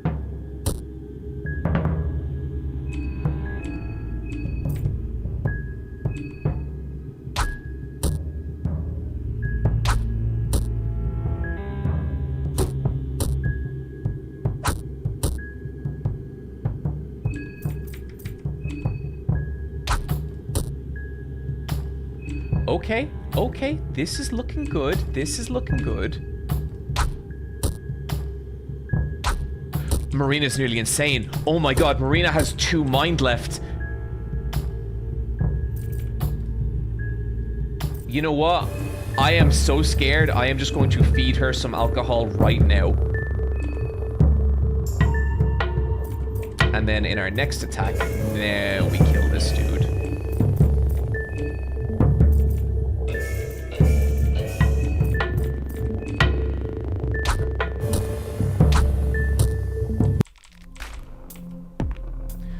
So chat.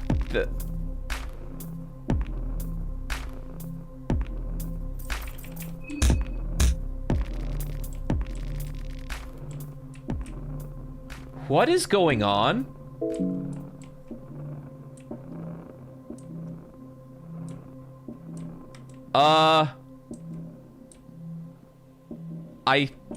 We were bugged. We were bugged. I think it just didn't register that we were off the ladder.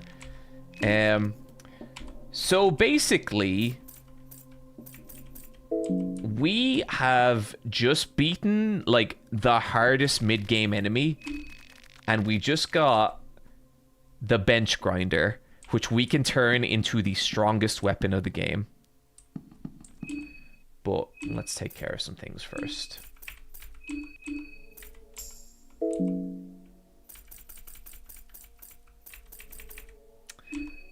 The one trouble we're having here is that we are low on healing items.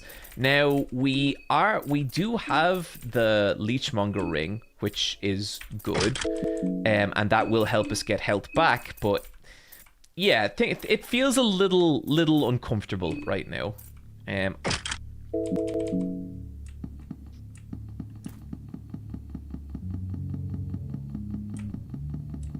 But this is all.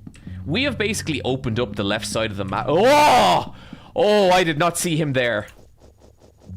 But there's actually a really good... there's the Ring of Wraiths in here, which could be really useful for us. But it's also kind of pain in the ass area. I gotta bandage up my goat.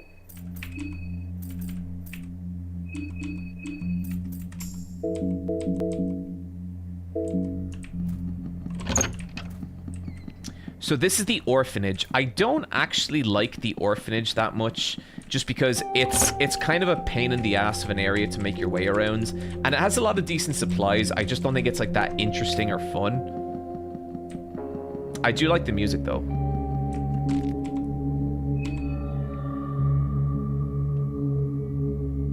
Oh, I need to turn that off.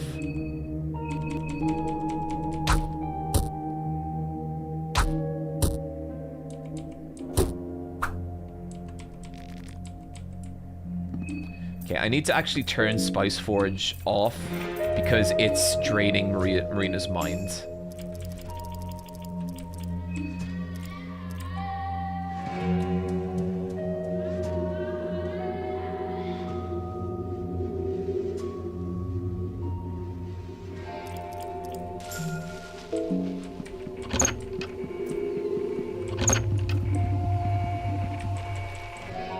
Kaiser's Rise to Power. Not super useful.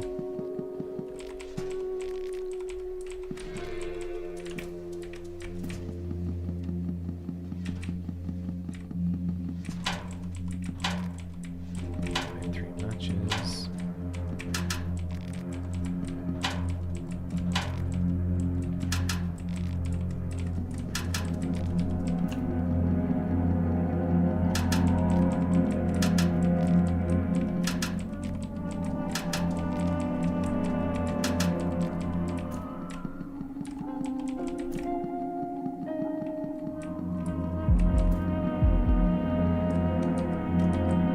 There's a bunch of little ghost children in this area that will just like attack you, and there's no real way to kill them without magic or magical weapons, and they're just sort of a pain.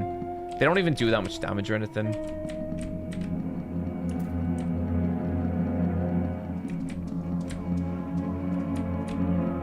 But you can see there's like a little like divot in the floor there. If you step on that, you'll fall down to the basement. I'm definitely going to fall down to the basement at some point because they're kind of hard to see.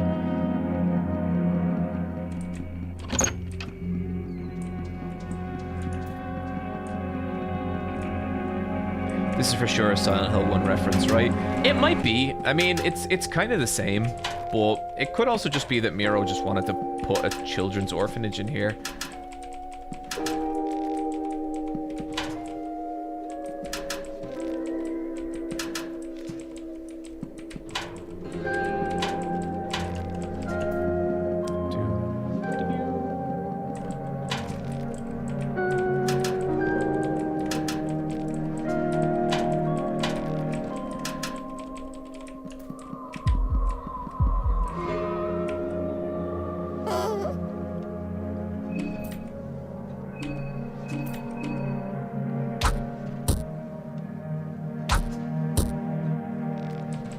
So basically, those enemies are everywhere here, and they're not especially dangerous. Sometimes you get them in pairs of 3 and they can land a few hits, but they're not so bad. If I know one thing about the final gamer, it's that he's good at killing kids. Look, they're attacking me. Does it really count if it's in self-defense? Oh, shit. Oh, I do have escape plan, so that should help us actually get away from these fights.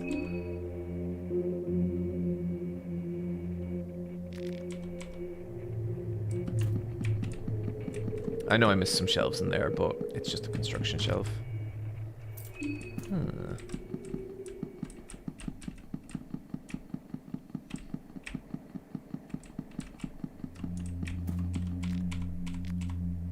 The truth under the moonlight.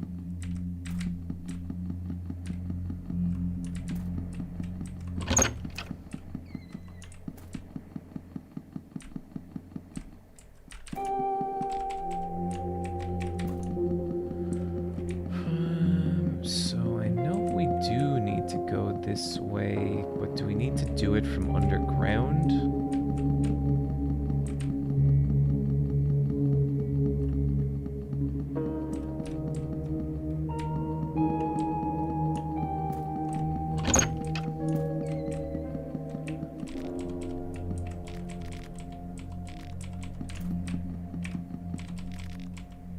Pre-build document. The Last Frontier, Chapter 1.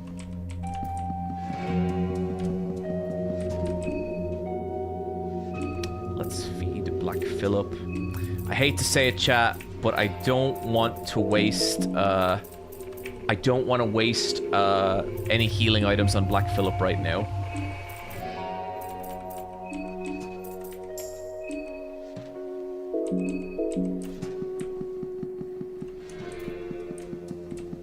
I think maybe I do have to go down to the basement.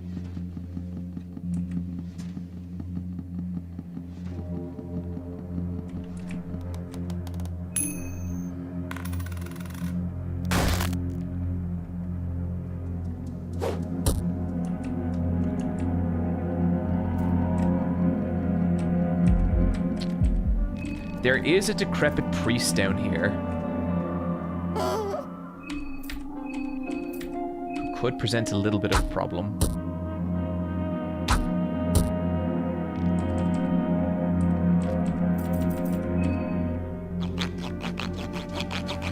You get so many soul stones here. Yeah, you really do.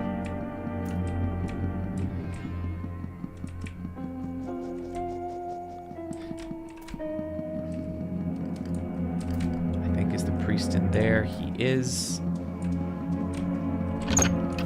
Let's just leave him to his prayers. He drops a soul stone, but he can also blow your limbs off, so not super worth it to me.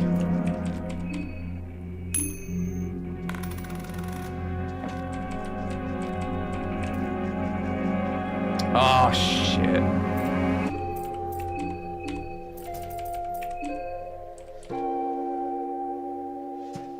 Arm guards, though. Arm guards don't seem to work on magic. I've made that mistake. So this is what I don't like about this area. Sometimes you can get caught like this where you're just waiting for the ghost to come towards you.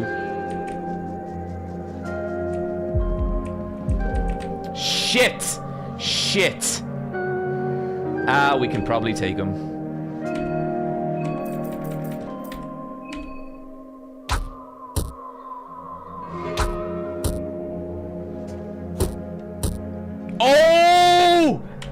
Black Kelev earning his shit again. The goat hits him with the one-hit KO.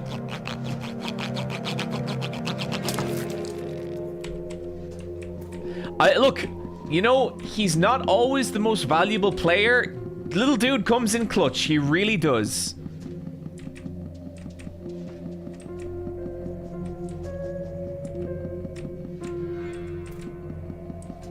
Have you shot anything yet? Or are you lacking bullets? I think I have a fair few bullets, but I haven't done anything with them yet.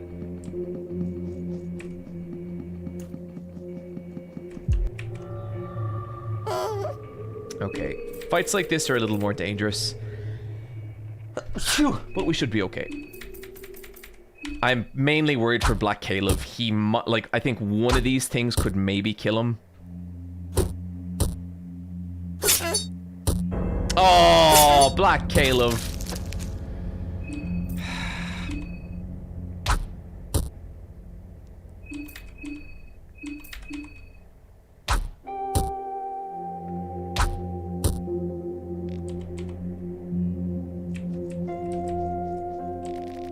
Black Caleb is dead now. He gave us one last star performance and then he left this earth.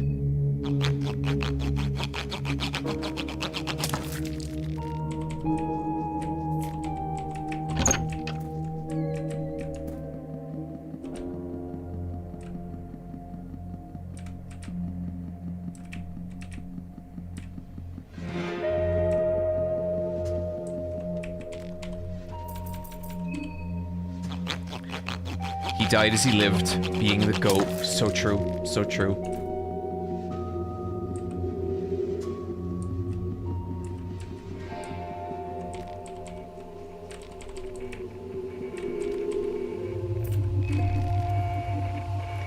Offer the portrait of a young man?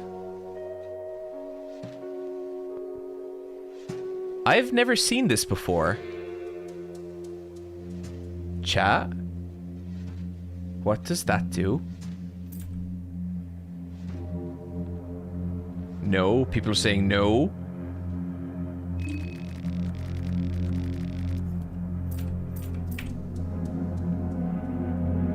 Vendor? Sacrifice on... It's a vendor? Okay, fuck it. Let's find out. Sacrifice all non-contestant heads. Yes.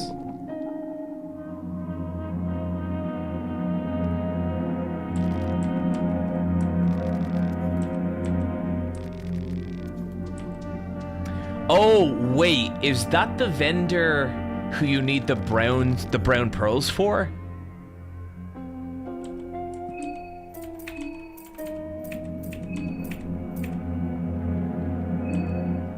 An old portrait photograph of a young man. Looks like the photo was taken late 1800s. Yes, okay, we don't have any brown pearls. We'll do that later.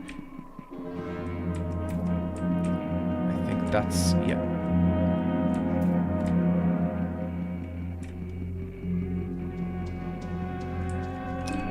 Let's mix up our soul stones while I remember.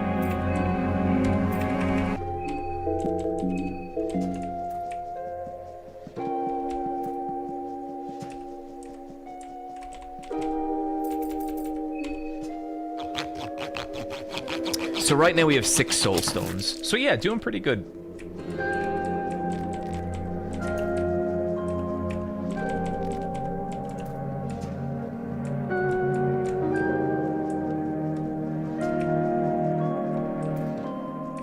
There's some supplies up here.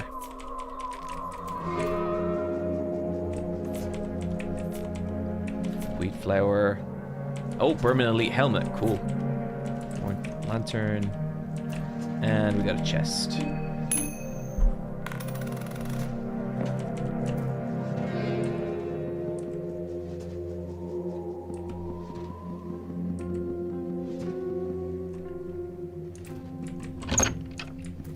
So now we are in the... It looks like we're in the same part of the school. We're actually in the upper part of the school.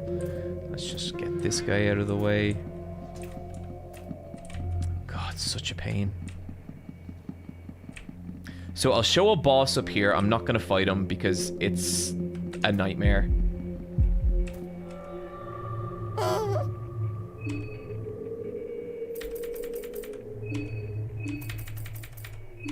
Okay, this is actually going to be kind of a pain because we're not going to be able to kill them as quickly as I'd like.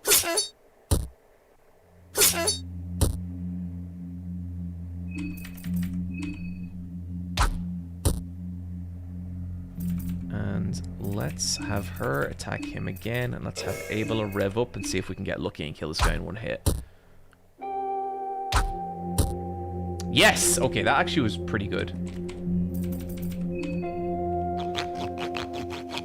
John, would you like to know a trick about this boss? Justice Power Avery. Yes, I would. Please let me know.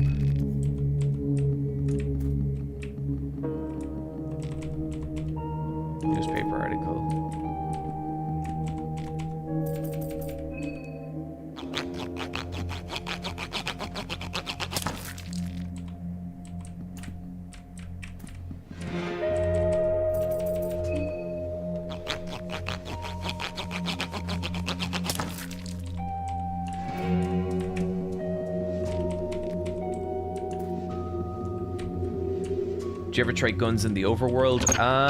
Yeah. I save them for specific parts or if I get in trouble for the most part. But, like, I have a certain team composition going here where I can kill most shit okay, so it's not so bad. So, okay. I don't want to fight him. But there's the priest up there. He's the boss. I don't want to fight him because he can really fuck you up. When he sets the world on fire, he reduces everyone's fire defense, including his own. You see, he's too risky. Like, he can just do too much shit to you.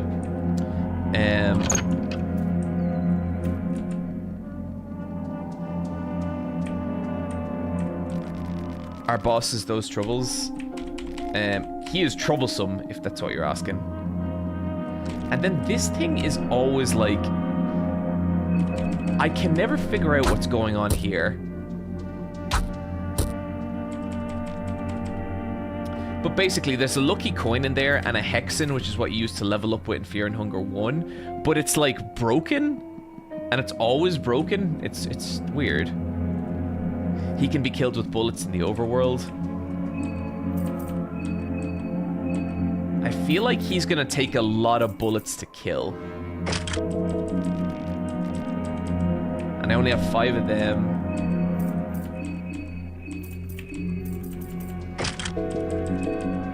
I have 7 shotgun bullets, but I think I would rather save them.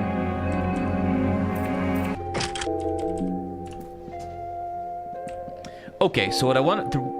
Pretty much the reason I came here is because health is becoming a problem on this run, and I know there's a ring of wraiths here that's really useful. Okay, not great, but that's okay.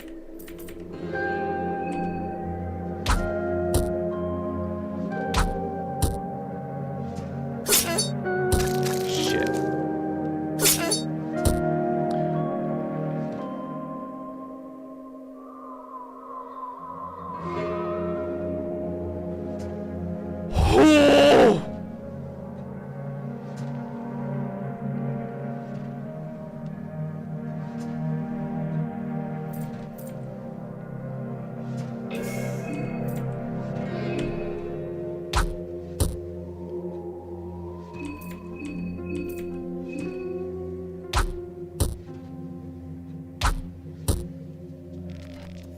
Jesus!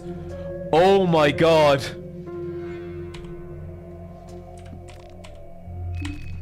That scared the pants off me. Do we even have any recovery items? Like, we can give her the Leechmonger ring, but holy shit.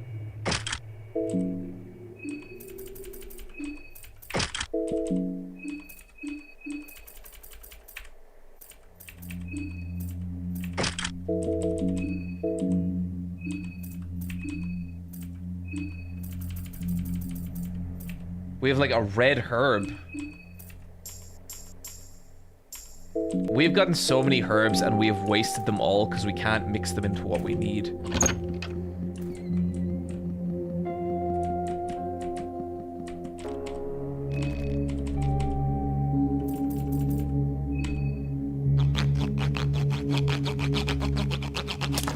John, don't you need the salmon snake rune to prevent limb loss? That is true, but there's no enemies in the orphanage who can cause limb loss. Like, even the babies, they can't sever your limbs. They can only cause deep cuts.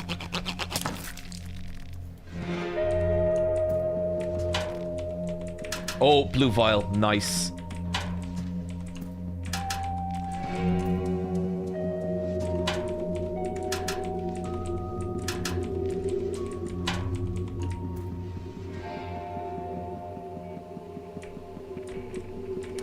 So basically the whole reason we came here, and I will say, chat, it's not a great reason, but we kind of need it, is, oh shit, can we break this?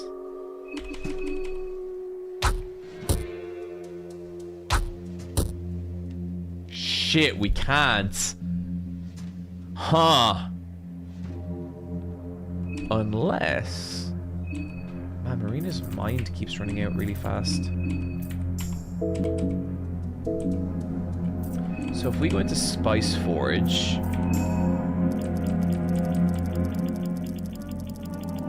No, we don't got nothing.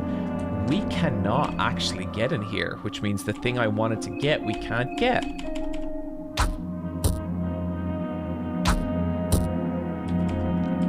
Damn.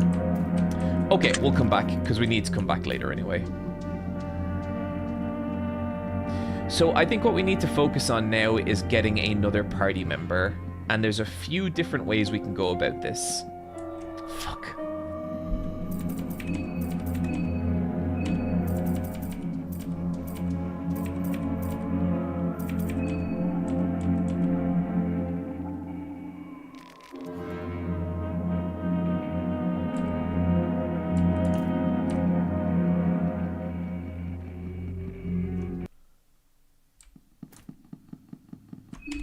Okay.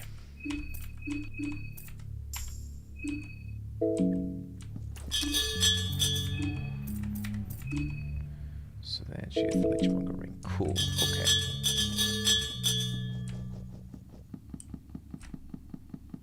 So we want to head over to the west now, because I think if we do that, we should enter... I always get a little mixed up with where we're heading here.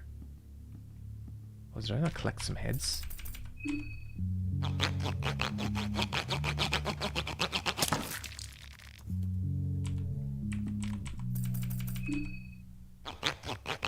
Still didn't get the effigy, no. No, I usually save collecting the effigies till I have like a full party so that I can just like steamroll whatever section we're doing. Because the rare dimension areas, like, they are not hard if you just have enough party members. They can be a total nightmare if you don't. No! No, no, no! No! No, no, no, no, no! No! No! No!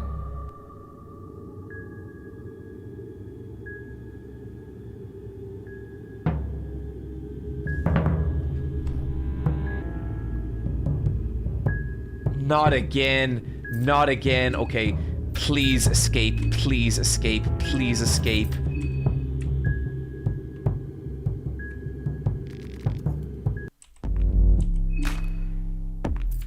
Okay, the reason I wanted to escape was because I want to equip my Salmon Snake Ruin.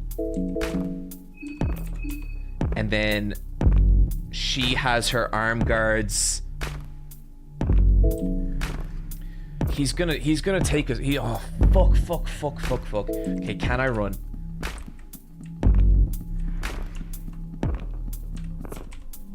Has he forgotten about us? I think he has. Okay, that went okay.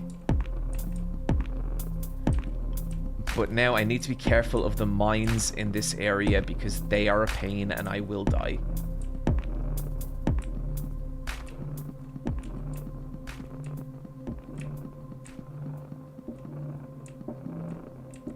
I could probably kill him by Spice Forging Rot to activate immediately, but he is just a pain. Like, no matter what, I feel like he's gonna take a ton of health. Soul Devourer necklace, not bad. Do you have traps? I think I do. I have a bear trap. Oh man, yeah. If he bothers us again, I could just use the bear trap. Joke. So this area is kind of like, it's kind of a pain because this mob can spawn here, but we've killed the mob, so they cannot spawn here. But if they can make you panic and run through this area, and then you get hit by a mine and you're an idiot. So this is just a half cocoon, man. It's not a big deal.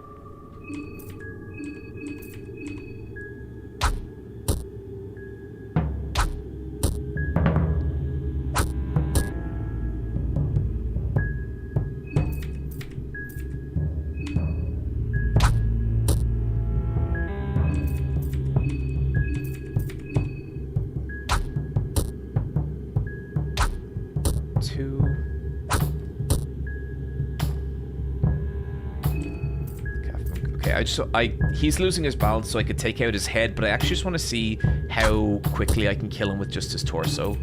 So that's been 3 shots. Shit, I went for his head. 4. So he has over 1,000 HP on his torso, so it's just generally not a great idea to try and take him out that way. Cloth fragment.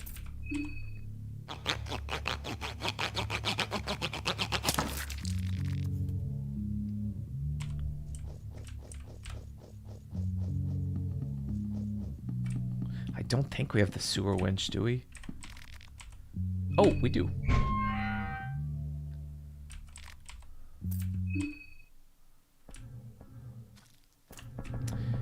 I think this just leads back into the wider sewer network. I don't think there's anything we particularly need here. Oh, maybe there is. Free crate. Bear trap. Nice. I think that's all we can do down here. Cool.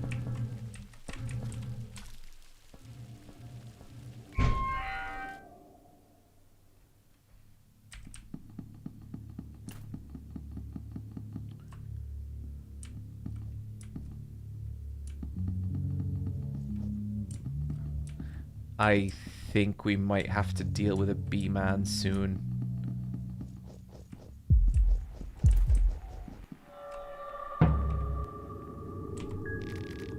Without warning, the soldier takes a point-blank shot. Shit.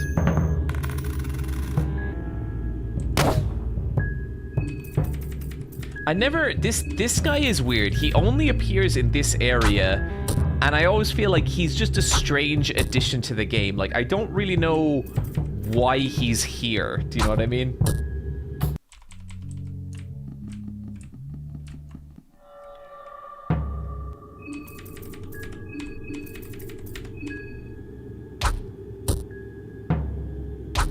Couldn't you have lured him onto a mine?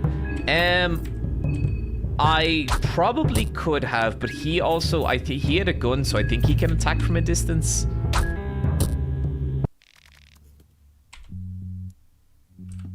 And like when I say he's strange, I guess all I really mean is that like, I'm surprised there aren't more enemies like him around. Is Needles kicking? No, Needles is dead. We got very lucky early on and managed to kill Needles. So I think the only stalkers we have left to worry about, both the death masks have spawned. So when you're playing on Fear and Hunger mode, the normal mode like I'm playing on, only 2 death masks spawn per run, but the bee men are still going. We don't really want to head down into the forest. There's just no reason for us to be down there right now.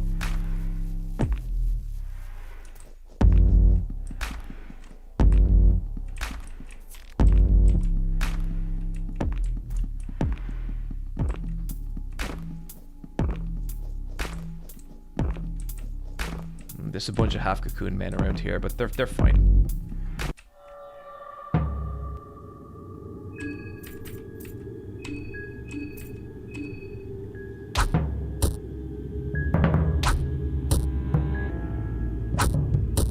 Okay, I need to switch the...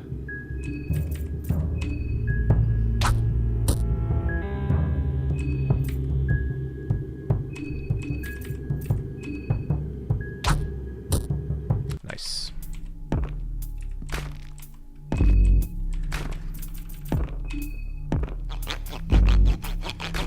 The forest is nerve-wracking because of the traps. I hate that area so much. Oh, me too. The forest, and it also has those enemies where if they just last slightly too long, they will just instant kill you. So they really are like, it is a nerve-wracking area to go through. I pretty much avoid it unless I'm doing the logic run.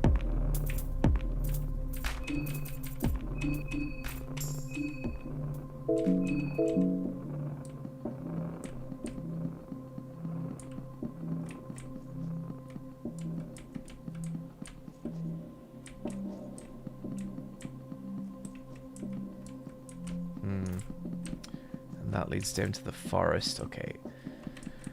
We're just looking for one other area here.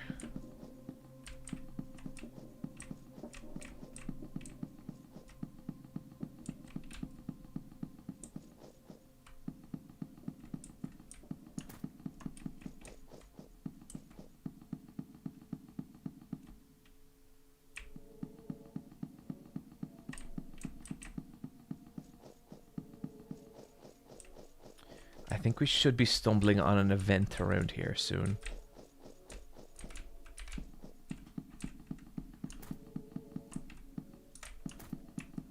What did I miss?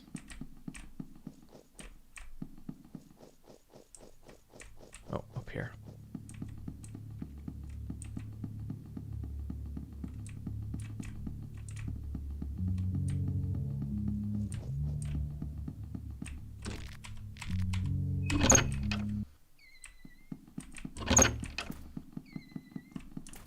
Oh, this place. Yeah, this is where you want to come as Karen.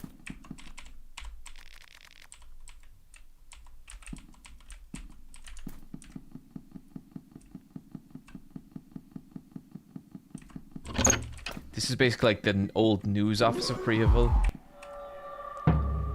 You remind me of Henry Rollins. Golden God 829. Oh shit. Whew. Whatever that was, I didn't like it.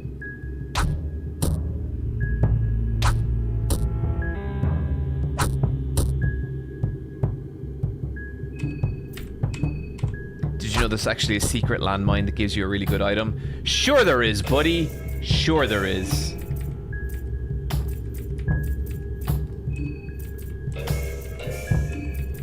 I think they're both just gonna miss. I think he has to be dickless for one turn in order for him to lose his balance.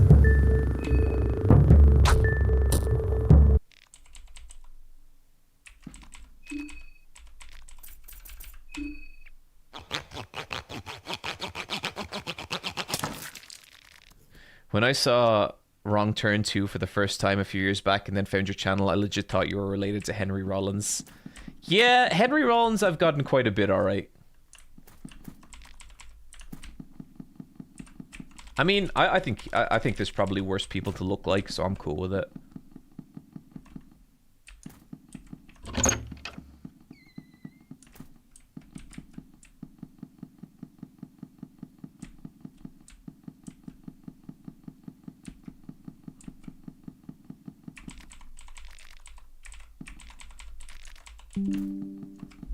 Not now, Adobe Acrobat.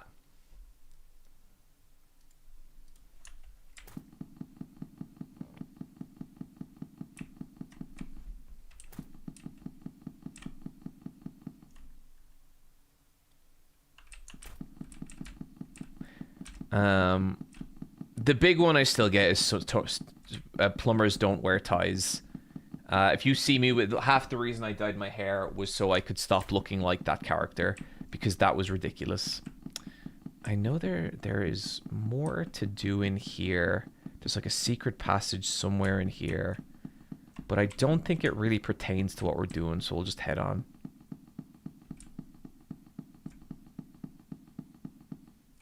You really look like him. It's crazy, isn't it?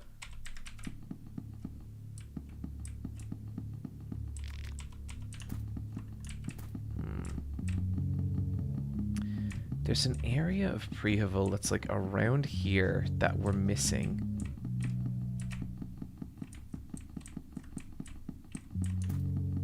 Where the fuck is it? Oh, I think. Temple District, St. Dominic's Orphanage, residential area. Shit, forgot about that.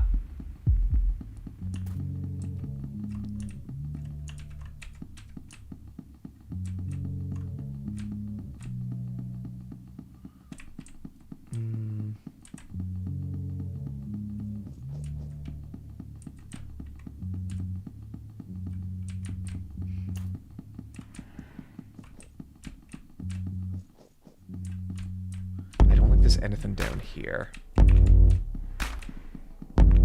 You hear some ruckus from ahead. Oh, here we go. Man, you're a real mess, boy. You know that, right? I'm just doing the world a favor to get rid of you. Heck, I'm even doing you a favor here. It's like giving a mercy shot to a wounded mutt. Any final words? Boy in arms. Boy in army overalls. Just leave me be. I don't want to fight you. Whew. You don't want to fight, huh? The situation seems to be like interrupt the man in the suit. You. Watch it where you stick your nose in front of you. You might end up regretting it. So this is what I wanted. This is our chance to take out another contestant. This is Caligura. He's like a mafia mob boss. He sucks. He's an asshole. Killing him will be no problem.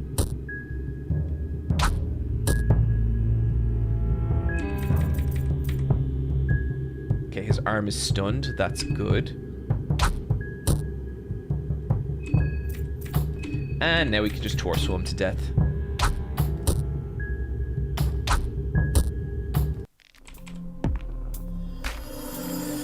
You absorb the decrepit soul.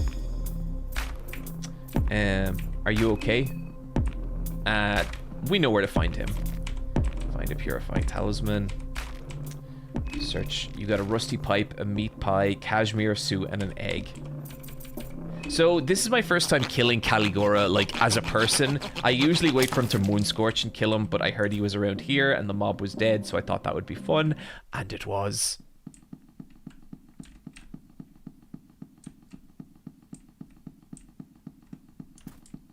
Oh, it's so nice to be able to explore this area without the mob.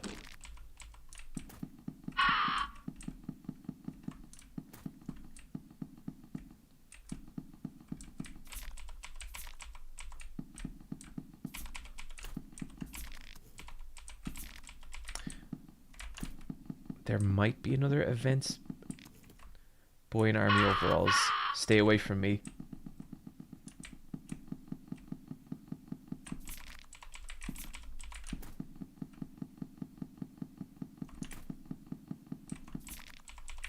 Oh, nice pep pills. That'll come in handy.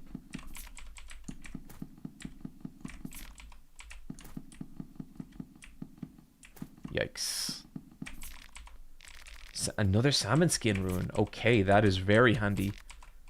Duct tape.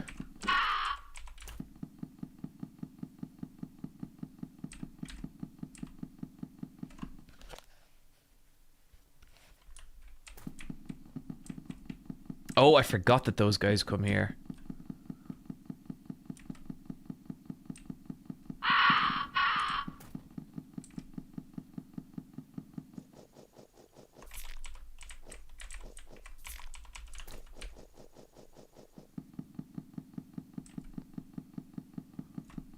Toilet paper, fuck yes, absolutely.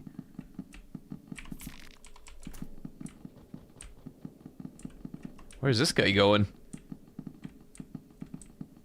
Sure is going there in a hurry.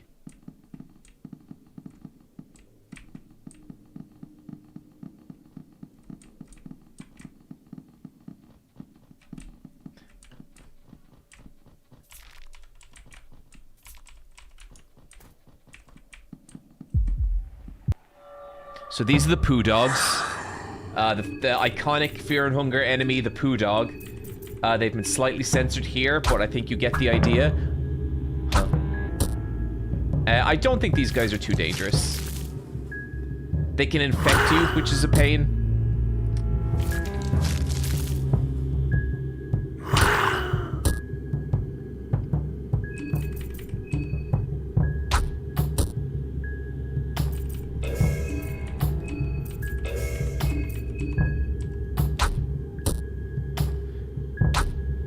John, please, they're called turd doggies. My mistake. So, let us...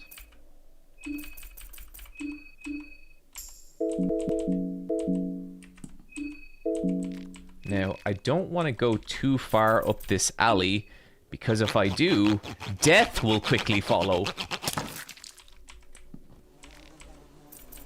You hear that buzzing? That's our sign to not fuck around. Site 42, thank you for all the gift subs. Holy shit! Sorry, these notifications haven't been sounding. Why is that? Oh, the alert box was muted. My bad. Apologies, everyone. Poughkeepsie, yay, more Funger. Have you tried playing as Osa? Yeah, I have not, but I'd like to. The Peach Jane, thank you for the subscription. Cousin Nagy, thank you for the subscription.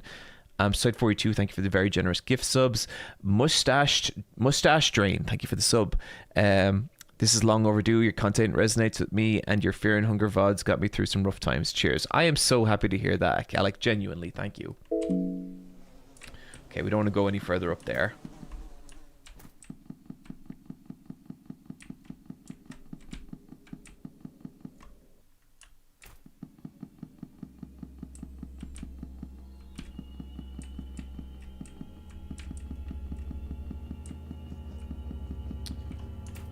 Now, if we can avoid a Bobby, I would like to.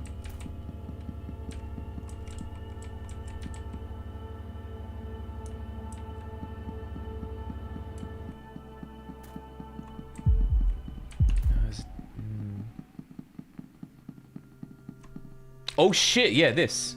Find yourself in the middle of an encounter. Marco, take it easy. This was all just a big misunderstanding.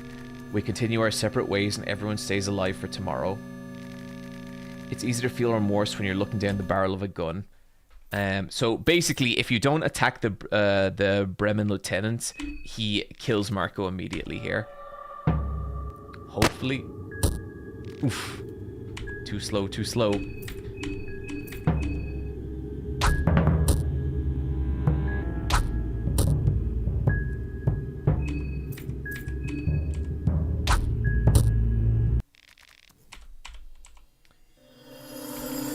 You absorbed the chaotic soul.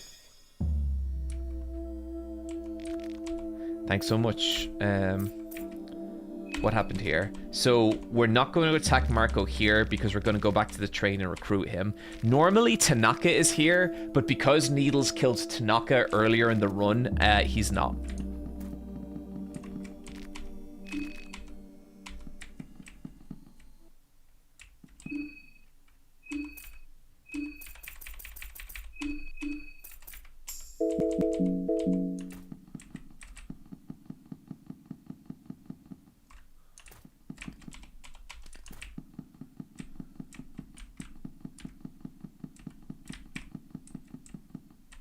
Huh. Levi isn't here for some reason. Maybe it's the afternoon he comes here. Get his head. Oh, too true. And then...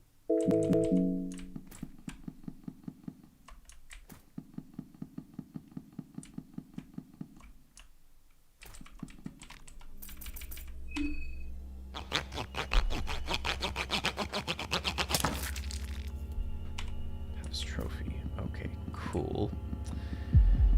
So now... these bobbies are such a pain. Like, I can definitely kill it. It's just that it takes a lot. It's gonna hit me a couple of times before I do. And right now, like, we are in a good position in everything except health. And so whatever ways we can avoid taking damage, I want to avoid taking damage. Oh, we have some untapped resources over here. God, we're getting so many purifying talents. Did I just get heroin? Shouldn't have let the goat die. So the goat was about to be kicked out of the party anyway, so it's not the biggest loss in the world, but yeah, it would be nice to have him. The shop is opened. Maybe I can get some health there.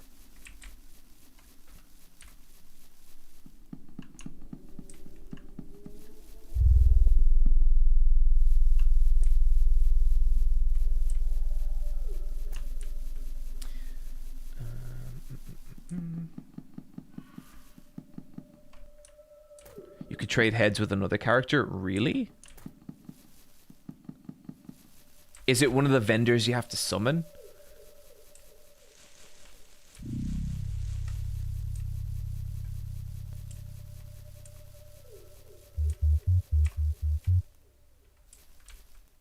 Oh, look at Olivia. It's becoming more clear that simply staying at the train won't get us anywhere. Want to tag along? Sure, I could take a look around for now anyways.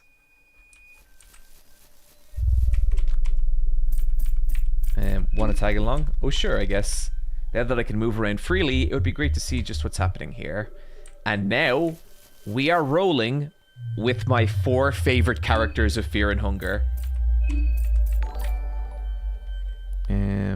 Rex Golf Player 81 to the $100 super chat. Holy shit, thank you. I owe you this for the wrestling videos and others. Thank you so much, Rex Golf. Holy God, that is extremely generous. yeah, God, I never know what to say to something like that, but thank you. That is really, really cool. I'm going to Japan next month, and I'm going to use that as an excuse to buy something silly. So thank you.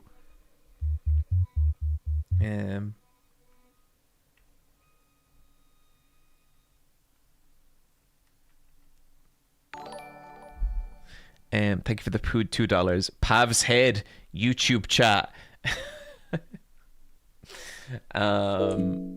Okay, let's get these characters fitted out.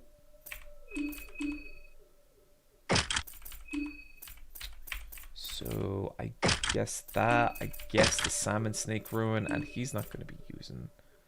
And then do we have much left for Olivia? If she had a pipe, can a pipe stun? I wonder. Can cause yes, it can. Illithid. Oh, what? Is optimized bad? I mean, I just like to have specific things going on, so it's not bad. I just don't really need it too much. Okay, Olivia needs better defense. What is the most defense we can get her? +7 leather armor. Nice. Okay. We are now rolling with a full team member, and now we can start really taking out some of those some of the bigger challenges. And just want to check his skills. Does he have barefisted proficiency? He does, so it's totally fine to leave him just barefisted.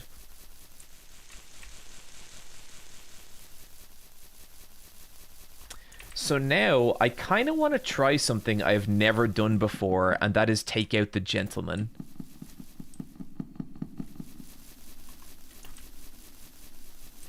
Has the big patch for this game dropped yet? Not yet.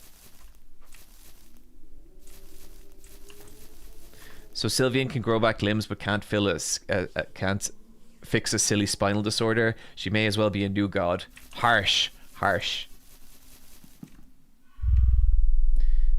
Do you not hurt August? So the next thing I actually need to do is kill August. I don't know where to find him though. Let me actually look it up here.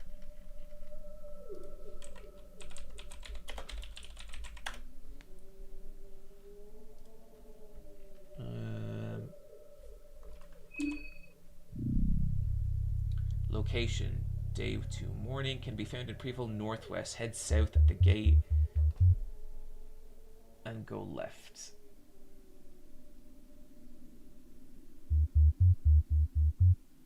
Okay, yeah, so we gotta go kill him now. We can still kill him in the evening, but... Can't believe you added Lieutenant Dan to the group.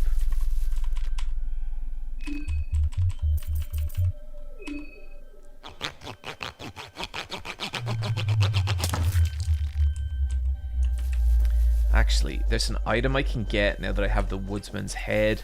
It'll be a slight detour, but it'll be fine.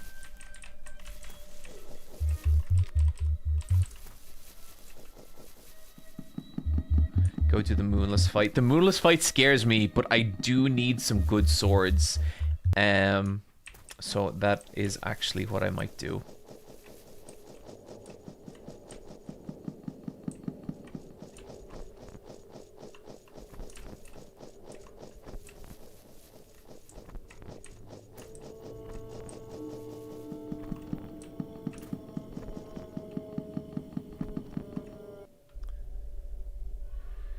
Is Miro ever going to release a patch for Fear and Hunger 1, or is that just janky forever? I don't know. He might release a patch for Fear and Hunger 1, because it still definitely has its issues, but I think all his energy is going into the patch for 2 at the moment.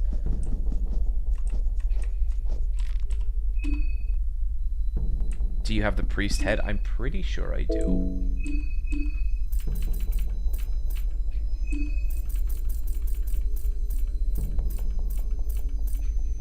Oh, did I not get the priest head in the basement?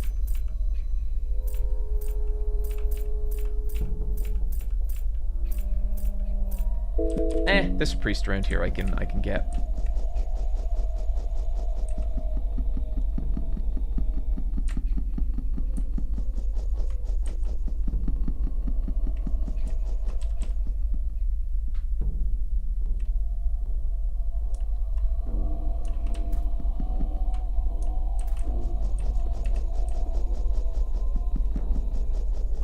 Where is the priest gone? Is he still outside? Because now we can kick his ass.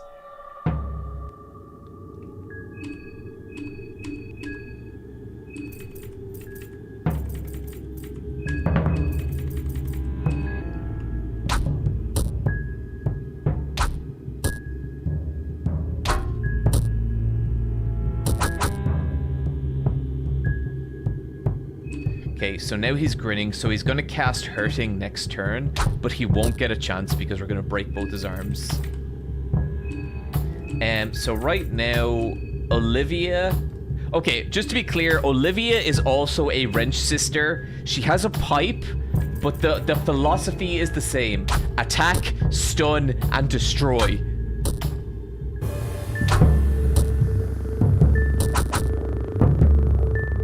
There we go. Find a soul stone.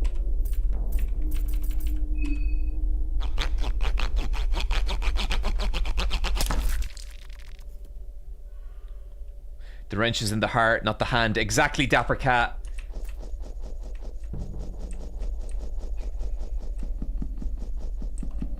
So, actually, before we do that, I want to try and...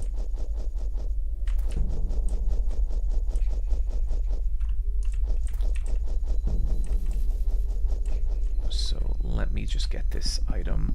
So you can get a special item if you have a priest head as well as the hunter's head, and we have both them now.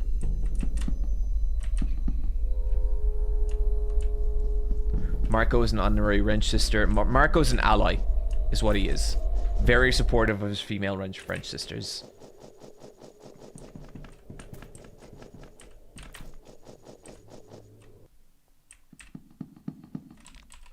The dark corner of the unwanted and undesired, where they dump the diseased, stillborn, and now moon-scorched. Welcome, O fresh one. Welcome to the shit pit of Priaville. Nice decoration you have here. Under the ever-watching eye of the dead. I want more, though. I want the one who swiped half the old town down, and the woodsman. Then I want the one who condemned us here. Down here, I want the filthy priest. Give the woodsman's head.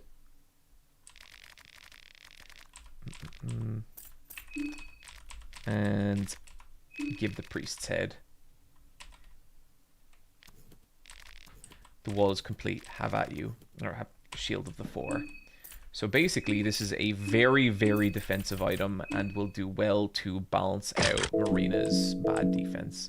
Oh, we have two hungry people here.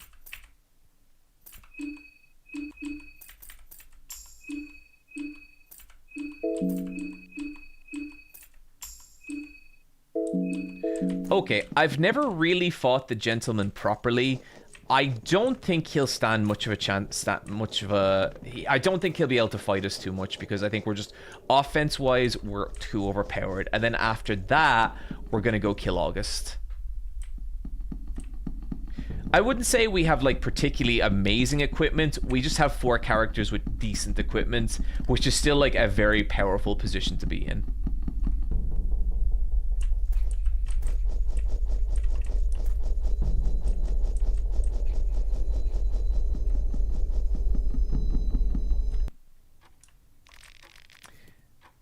There is a towering waiter greeting you. Good afternoon, miss. From what I understand, you are a newcomer to this town, no? We just got a new mayor to the old town, and I'm sure he's thrilled to start business with you immediately. Please, he is waiting in the dining room. I always think that's so fucking creepy. My master is waiting for you at the dining room. Proceed upstairs if you will. Turn left and then go to your right. Please do mind your manners. It would be advised not to mention master's antlers, for example.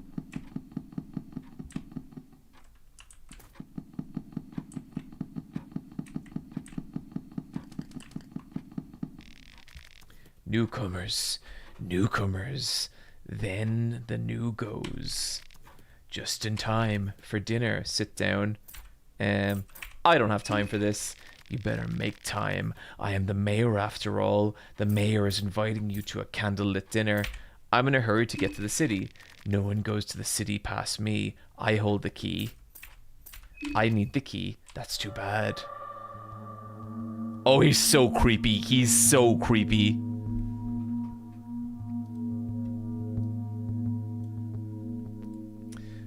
Okay, so first things first. I should have equipped Rot. Okay, doesn't matter. First things first, let's attack his knife arm and try and sever that.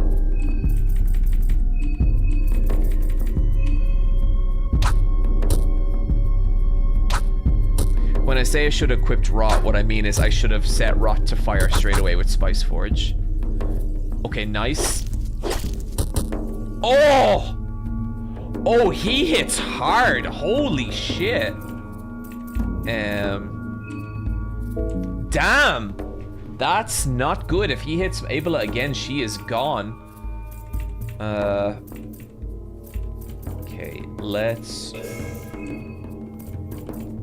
And I don't have the... Why can't I have... So hit him with Rot, that'll lower his HP, and that should let us pretty handily just take away this arm.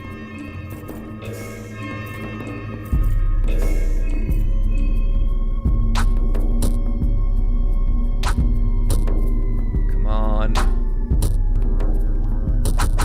Come on. Yes! The gentleman makes gurgling noises. So the nice thing about our Wrench Sister build here is that we are going to hit him with so many blunt objects that it's very likely he's going to stun and not be able to attack us again.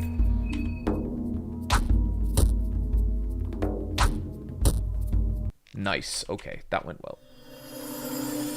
You absorb the suffocated soul. You find the lion brass key. That doesn't actually really matter too much because we've already got access to everything.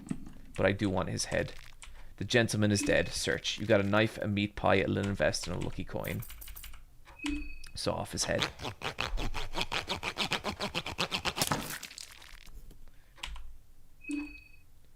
Okay, that's good, but let's take care of Abela.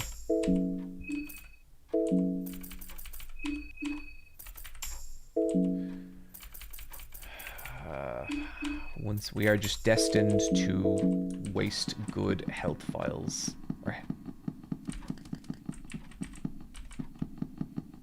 I've never seen what this guy says if you kill the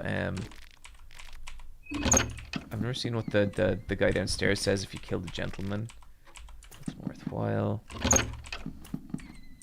And I already did all this stuff earlier. Oh, I forgot that there's a pentagram here.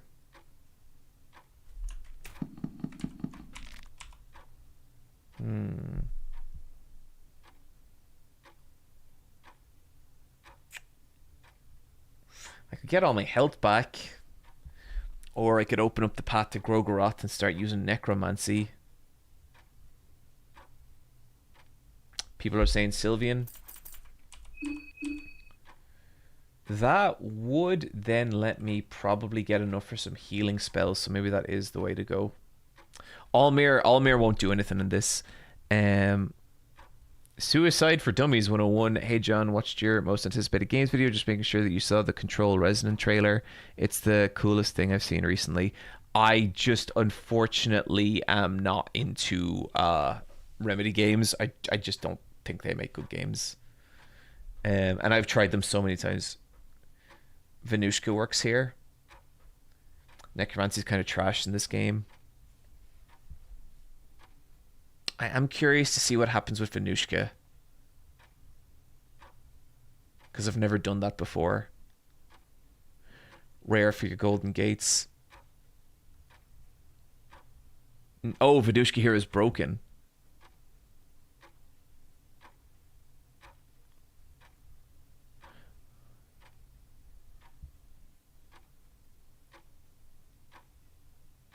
Okay, if it's gonna break stuff, I don't want to do Venushka.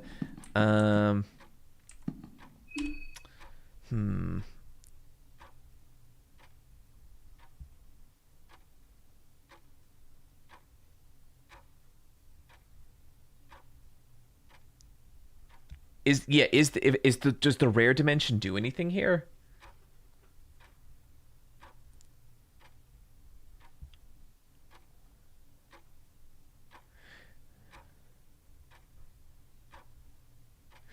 Um, Basically, Venushka is supposed to let you access the weird basement. Oh, okay. I always thought that was weird that the way you can get into the basement. Right.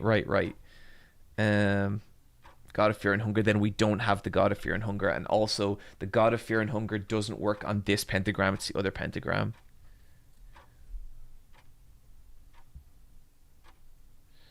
Hey, did you know that the YouTuber Pyrocynical made a video on Fear and Hunger and that he also called you out?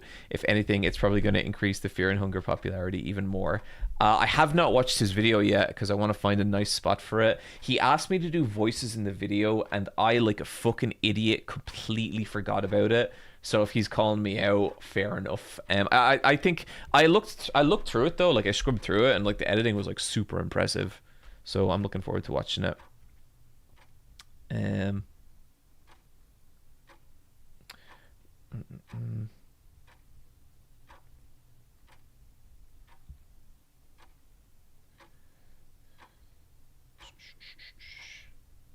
yeah. Uh, Let me look. I'm gonna be boring, and I'm just gonna do Venushka to get my health back, or Sylvian to get my health back.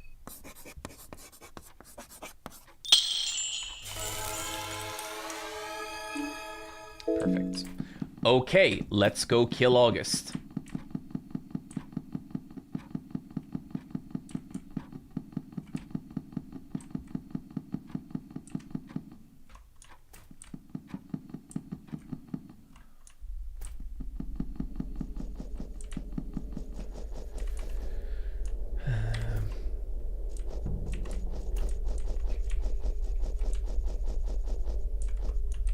Pyro was here last stream? How did I miss that? Really? God damn it.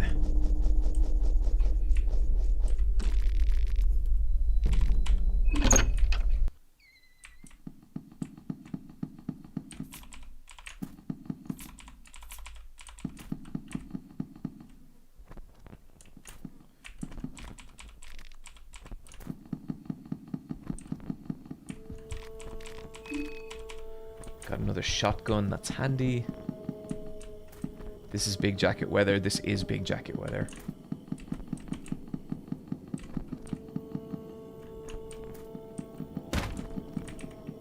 Fuck.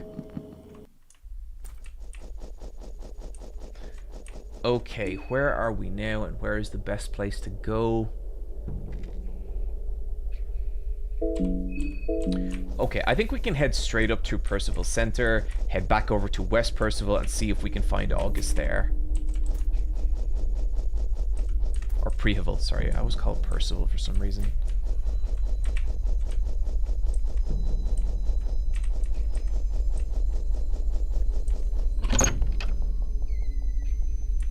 I think ending A would be more interesting, but it's up to you, of course. I've already done ending A last year on stream, and I don't know. I think we're having fun with the ending.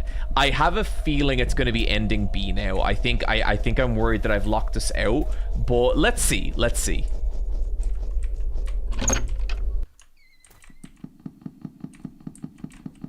God, which way? I always get so turned around here. Percival Pickens, the goat.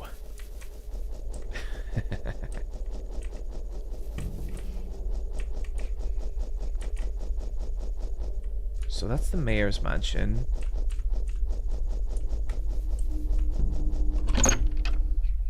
Yeah, of course it's in here. Down the ladder in the house, yep.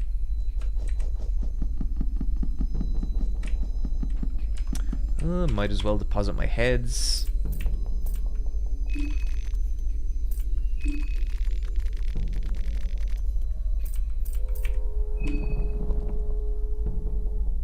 Is this a no save run?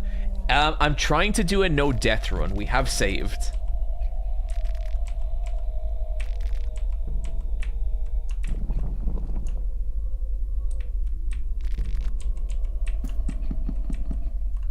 Sis, you see Alex in Street Fighter? Oh my god, I did. Yeah, we talked about it a little bit earlier on stream. Perfect. Perfect. No notes. Cannot wait to play. So delighted.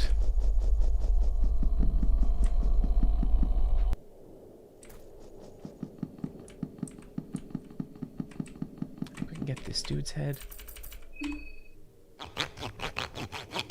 Remember to craft the soul stones. That's a good point.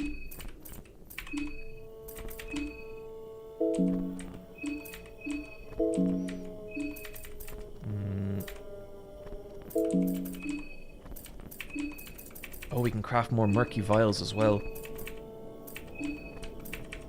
Oh man, we have like 13 soul stones.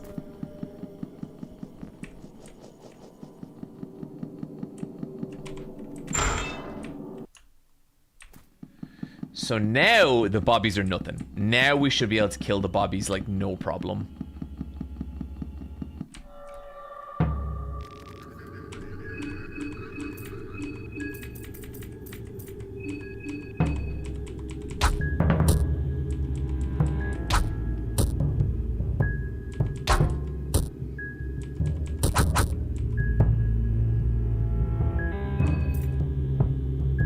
And like his central body is stunned. Like this guy is so dead. He might survive this round, but if he doesn't, it'll be interesting to see how many times we stunned him. Dead. And now we're just gonna beat him to finish him off.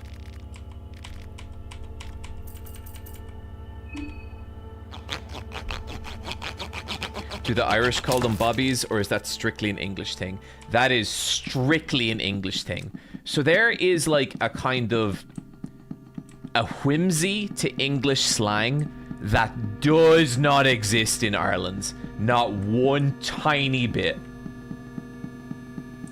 The Irish don't really think of like cute names for things.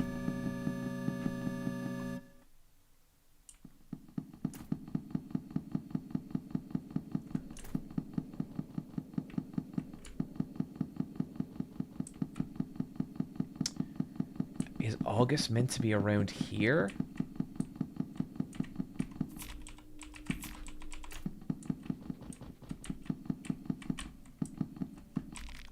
Shopping district.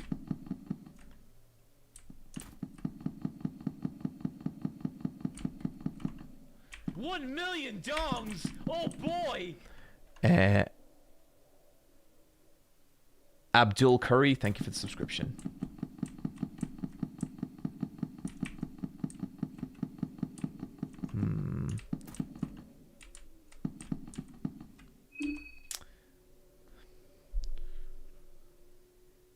Not gonna fight Brian Beesman. Who's Brian Beesman? Are you fighting Mob intentionally? Mob is already dead.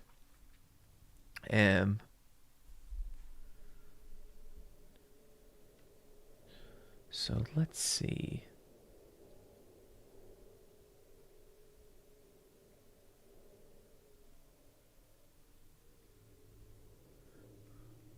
What do you call them? We just call them the guards.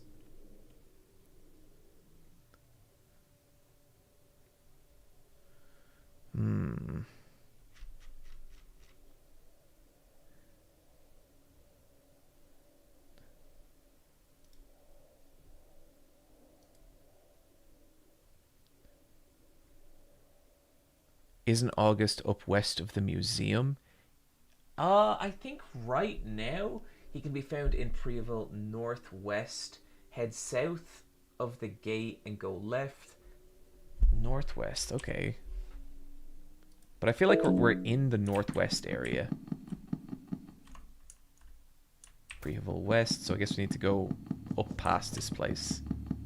We also need to watch out for the landmines.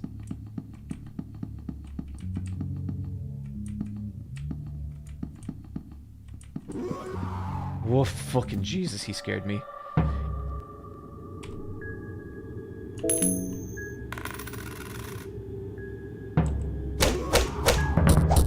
Hey! We passed that check. Why did that happen?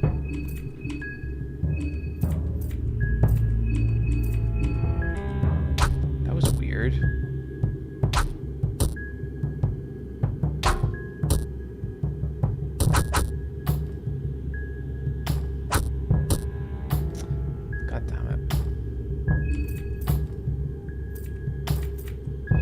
I think we just have we should just be able to like smash this dude's torso.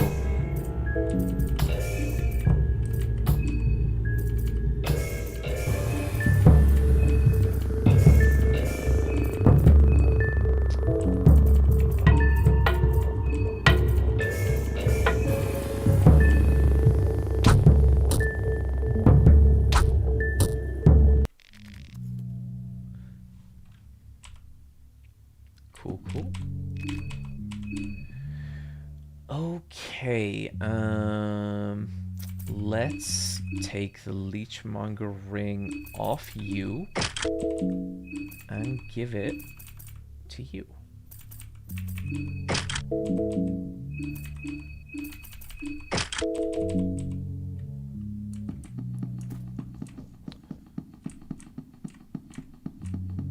Man, we haven't saved in a long time.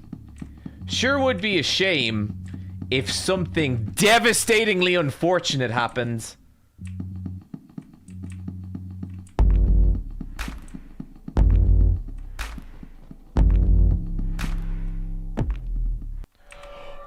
Oh my fucking god!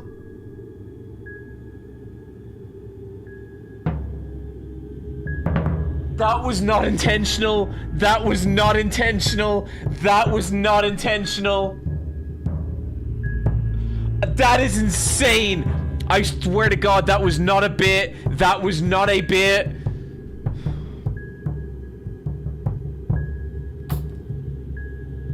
Okay, how do I go about this?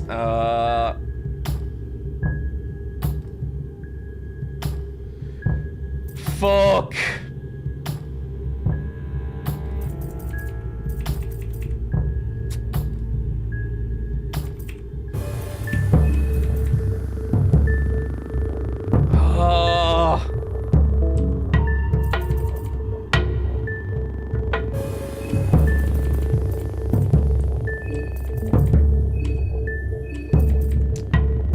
Okay, no, I know what I'm doing. I want everyone to attack his center with pipes to stun him.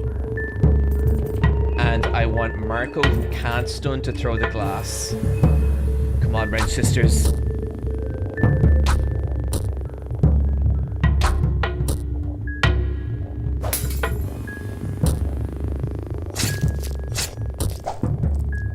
Olivia lost an arm.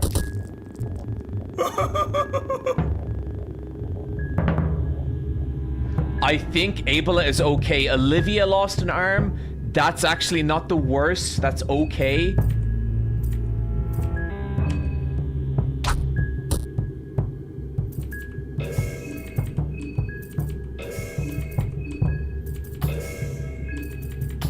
He's not blind. He's not blind.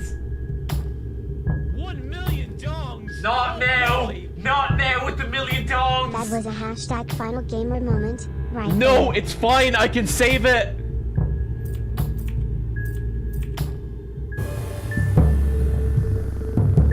Oh. Okay, I guess I gotta try for the glass shards again. Oh, this is fucking bad. This is so bad. Please die, please die, please die.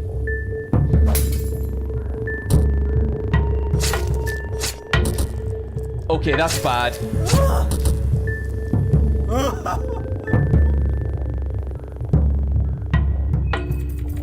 He's still not blind. He's not going blind. Oh my god. Oh my fucking god. Okay, fucking just DPS pile all damage into his torso and pray it kills him.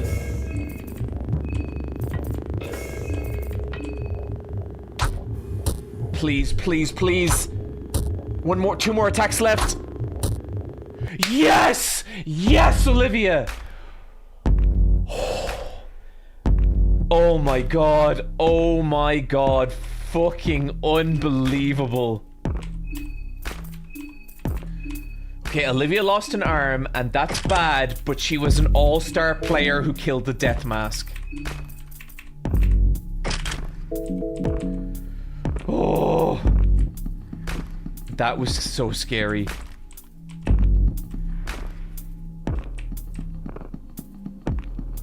Who needs Black Phillip when you're the GOAT? Dongs. Oh boy.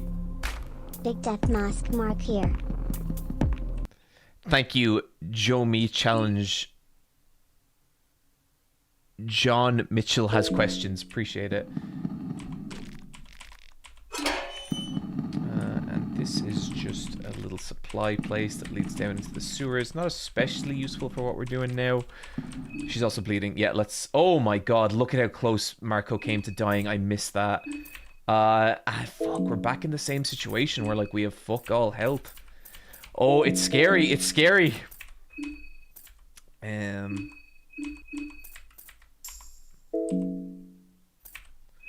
mean, we can give him that. That might let him survive one hit.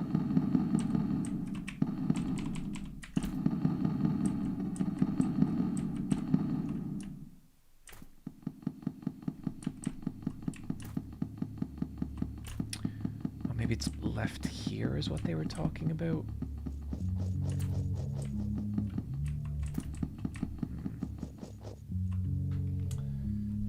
Day 2 morning confirmed for northwest. Head south.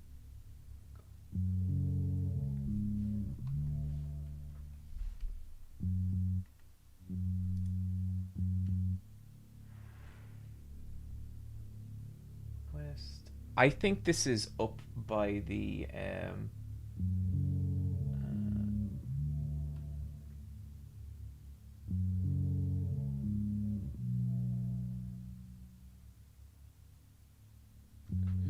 okay, let's just keep heading north and see if we hit it.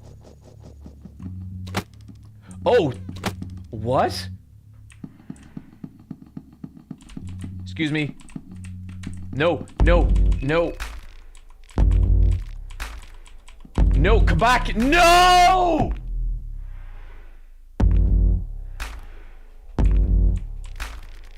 August, good afternoon.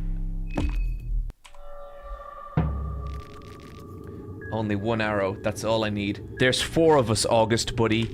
Just don't shoot Marco, please. Olivia, please stop this fight. There's no reason for this. Marco, have you lost your mind? Why are we fighting each other? Okay, so actually this is just going to be... Until he attacks us, this is just going to be Marina versus August. Jonathan, I'm honestly impressed. Oh, shit.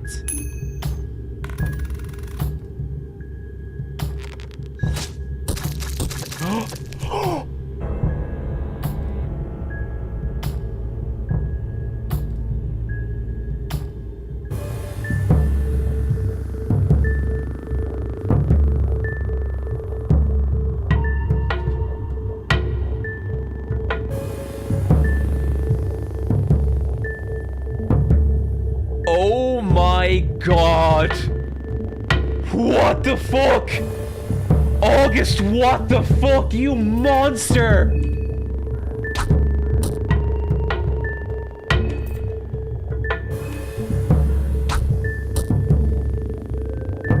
The others still aren't attacking him.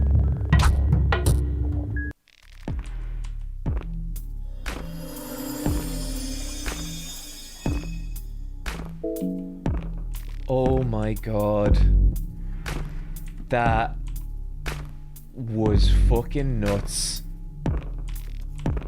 I can't even get his head. God damn it. She's gone. I cannot believe that. I didn't know August could one-shot you like that. That's so scary.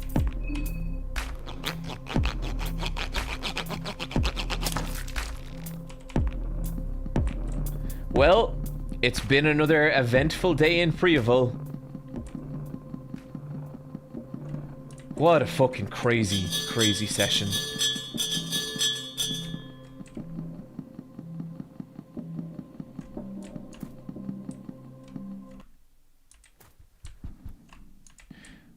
I guess we'll recruit Dan.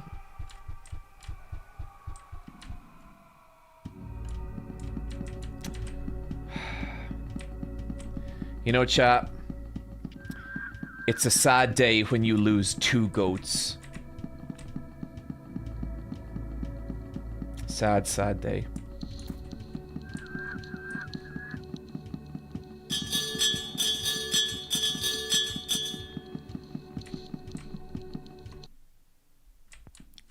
Ali Pugs crickets. Oh, come on, Ali Pugs. That was good. That was good. 1 million dongs! Oh boy! Empress Flora, thank you for the subscription. I appreciate it. Okay, let us mix up some shit. Oh, we've already done that. Cool.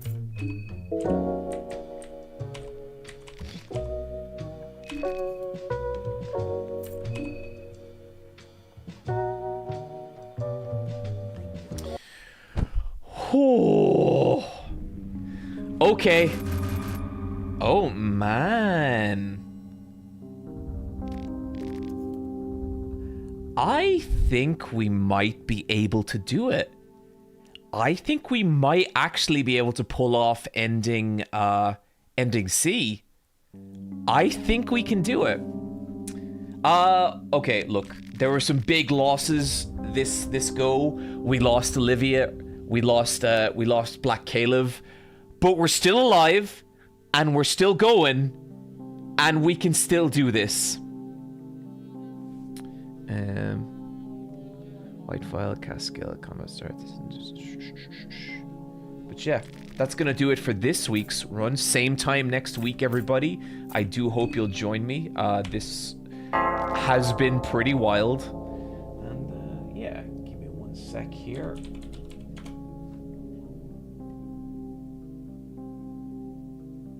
You killed it, and Olivia. I did not kill Olivia. Guys, over on Twitch, what say... Let me just come back here. What say we raid Frankie?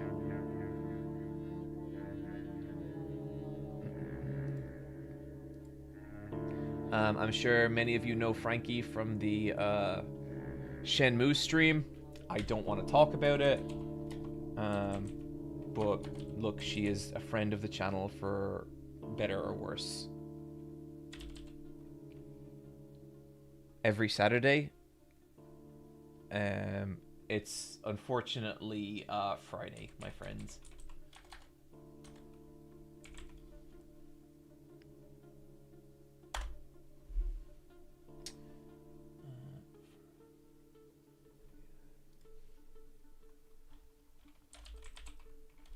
I hate typing people's names out because I always get them wrong.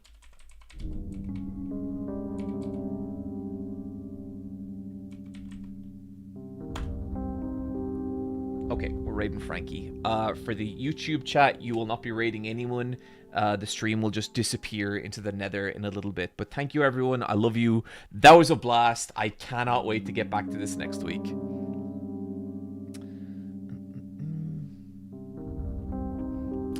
Okay, guys, be super nice to Frankie. She is a valued friend of the channel, okay? Talk to you soon. Bye-bye.